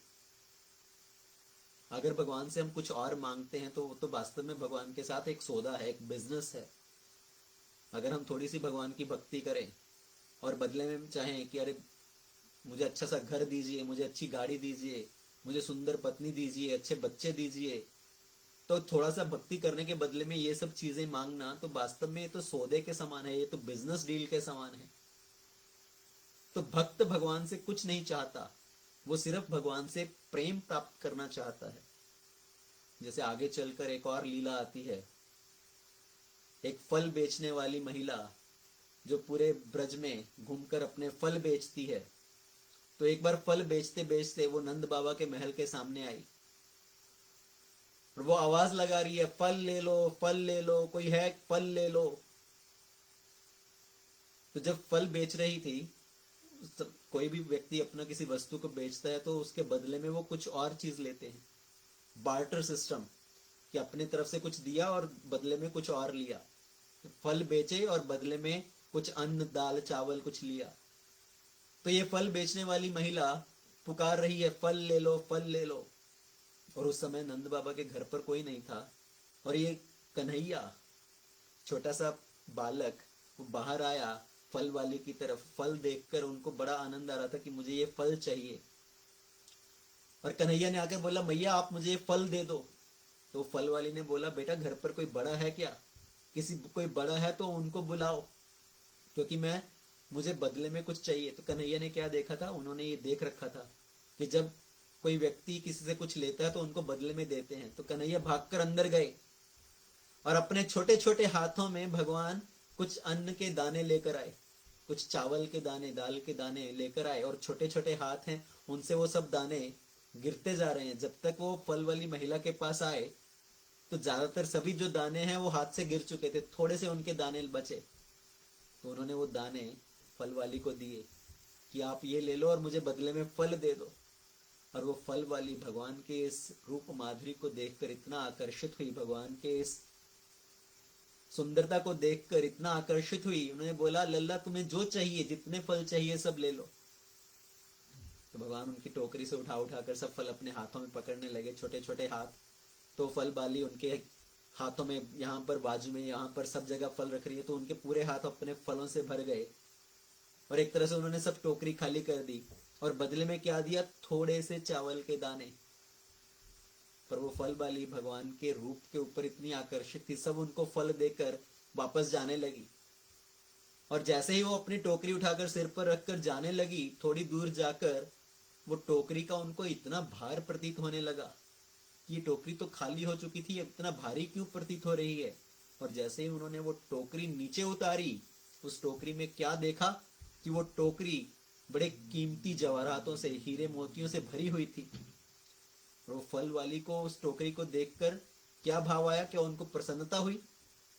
अगर उस फल वाली की जगह पर आप और मैं होते तो हमारे अंदर क्या भाव आता?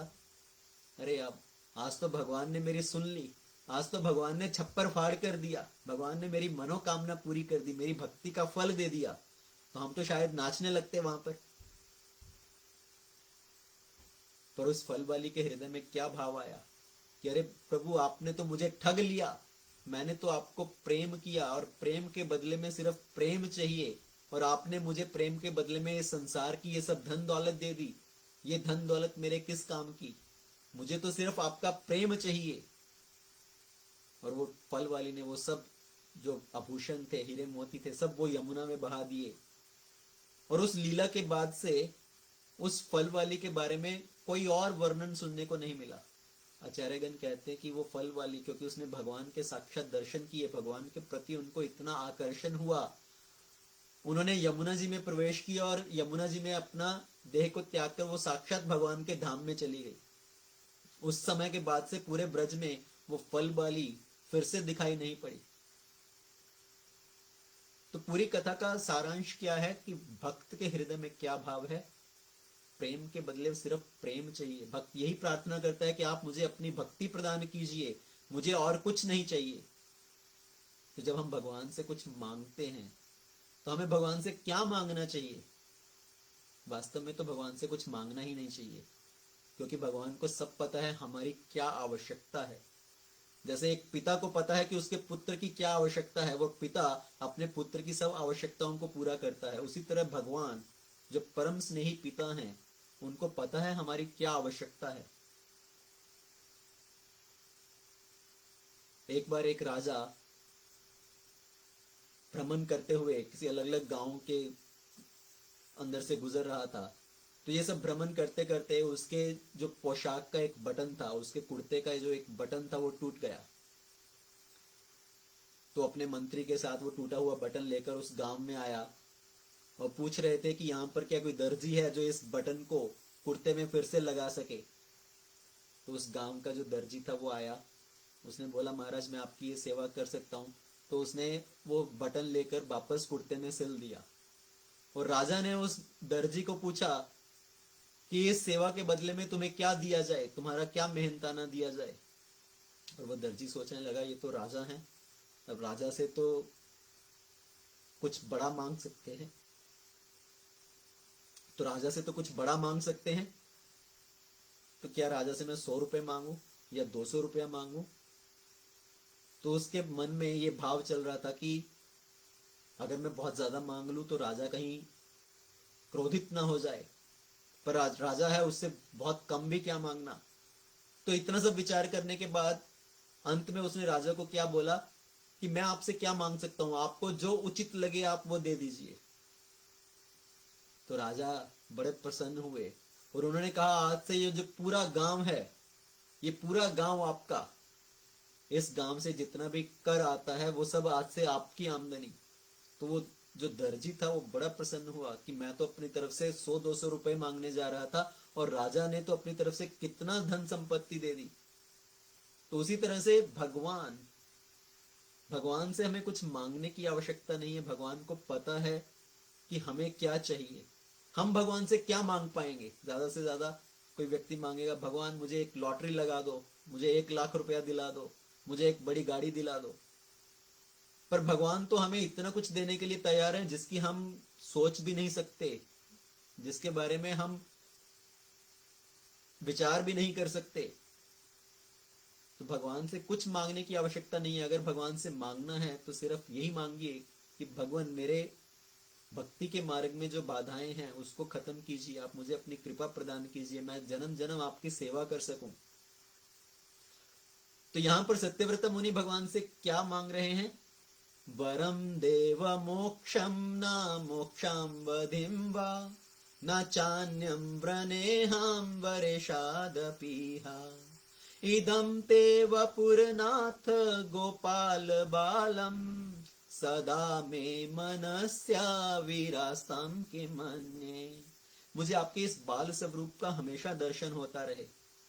तो भगवान जैसे पूछ रहे हो अच्छा मेरा ये बाल स्वरूप बहुत सुंदर है क्या, क्यों मेरे इस बाल स्वरूप का दर्शन करना चाहते हो। तो सत्यव्रत मुनि भगवान की सुंदरता का वर्णन करते हैं। इदं ते मुखं भोज अत्यंत नीलय वृतं कुन्तले स्निग्ध रक्तैश्च गोप्या मुहुश्वासकम्पाचुं मुहुश्चुम्बिता बिम्बा रक्ताधरां मे मनस्या विरास्तामलं लक्षलाभे। इदं ता मुखम भोजा अत्यंत नील है, आपका जो नील वर्ण जो है, आपका जो मुखमंडल है बहुत सुंदर है। वृत कुंतले स्निग्ध रक्तेश्च गोप्या, और आपके मुखमंडल पर जो ये अलकावली है, ये जो घुंघराले बाल हैं आपकी सुंदरता को और भी बढ़ा देते हैं। और इस गोपी के द्वारा, माता यशोदा के द्वारा आपके मुख का जो बार बार चुम्बन किया गया है, मुहुश्चुम्बिता बिंबा रक्ताधराम में, आपके जो होंठ हैं वो बिंबा फल की तरह लाल लाल, आपका जो मुखमंडल जिसको माता यशोदा बार बार चुम्बन कर रही है वो इतना आकर्षक है। मनस्या विरास्ताम अलम लक्षलाभ है, हजारों हजारों और जो वरदान है इसके सामने तुच्छ हैं। तो मुझे सिर्फ आपके इस बाल स्वरूप का दर्शन चाहिए। नमो देव दामोदर अनंत विष्णु प्रसीद प्रभो दुःख जलाद्विमग्नम् कृपा दृष्टि वृष्याति दीनं वतानु ग्रहणेश मामाज्ञम अदयक्षिदृश्या। मैं आपको बारंबार प्रणाम कर रहा हूं, हे दामोदर, हे अनंत, हे विष्णु, हे प्रभु, मेरे दुखों का नाश कीजिए, मेरे ऊपर कृपा कीजिए। कृपा दृष्टि वृष्याति दीनम बतानु, मैं तो बहुत दीन हूं, आप मेरे ऊपर आपकी कृपा कीजिए, मुझे इस बंधन से मुक्त कीजिए।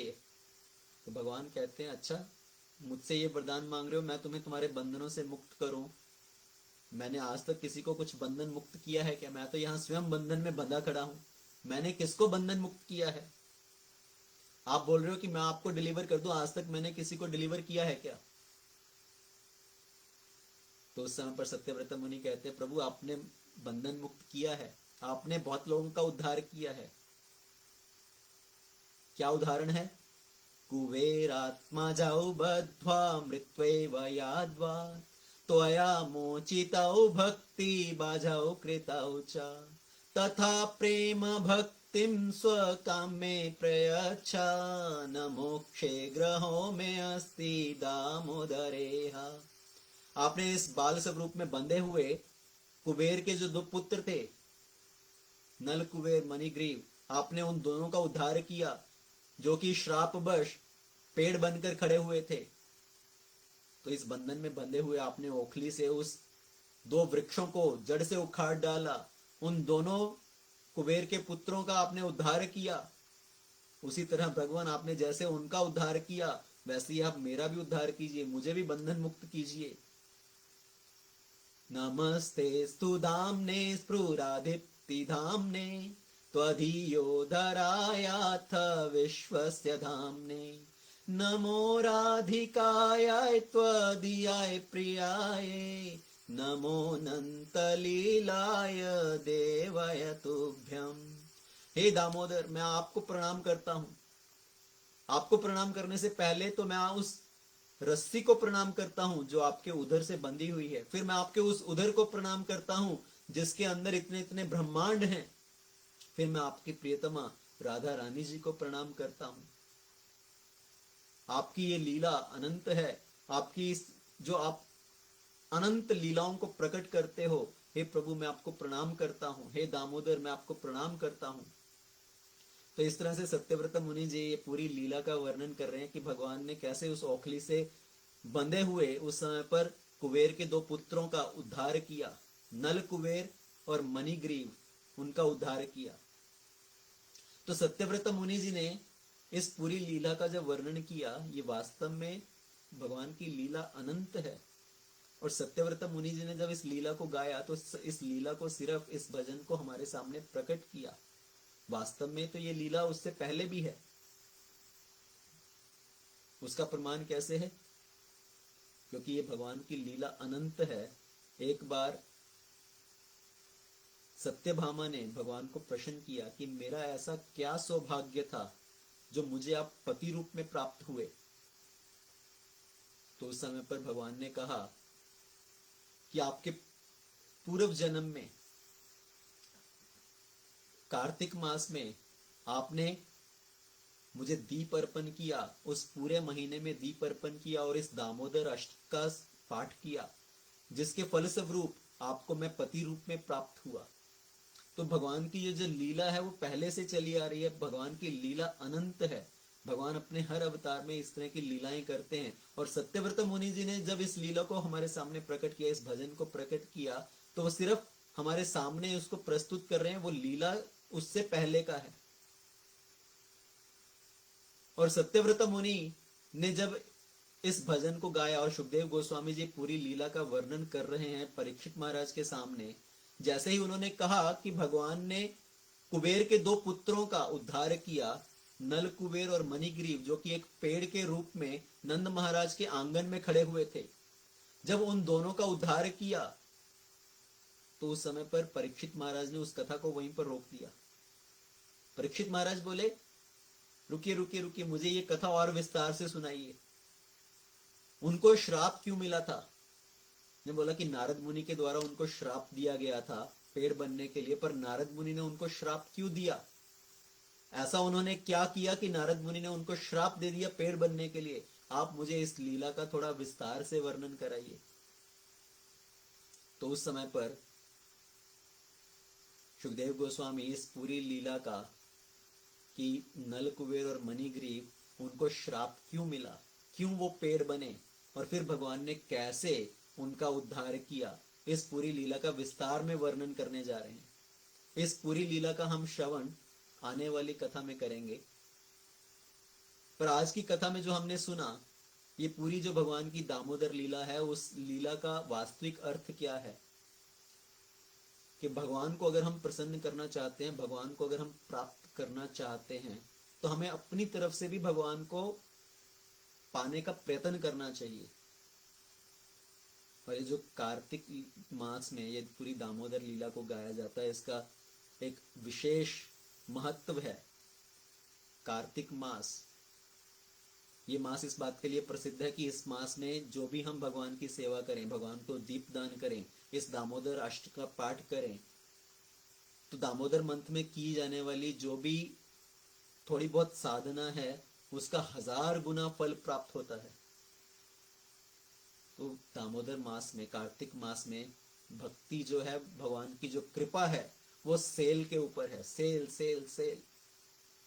जैसे कोई व्यक्ति किसी दुकान पर जाए और उसकी जो कोई मनपसंद वस्तु है, कोई कंप्यूटर है, लैपटॉप है, कोई जीन्स है, कोई साड़ी है, तो वो सेल पर लगी हुई है, तो वो व्यक्ति एक की बजाय 2 प्राप्त करना चाहता है, और वो स्वयं भी लेता है और दूसरों को भी आके बताता है कि देखो ये वस्तु उस दुकान पर बहुत कम दाम पर लगी हुई है, आप भी जाकर उसको लीजिए। तो उसी तरह से कार्तिक मास के अंदर भगवान की जो कृपा है वो सेल के ऊपर है। थोड़ी सी जो हम भक्ति करते हैं उसका 1000 गुना फल प्राप्त होता है। इसलिए हम स्वयं तो इस भगवान की भक्ति करनी चाहिए और दूसरों को भी इसके बारे में बताना चाहिए। दूसरों को भगवान की इस दामोदर लीला के बारे में बताना चाहिए। उनको प्रोत्साहित करना चाहिए कि वो भगवान को दीप अर्पण करें, भगवान के इस दामोदर अष्टकम का पाठ करें, और बड़े दृढ़ता के साथ कुछ नियमों का पालन करना चाहिए। सुबह उठकर भगवान का नाम जप करना, भगवत गीता का पाठ करना, भागवत का पाठ करना, भागवत कथा श्रवण करना,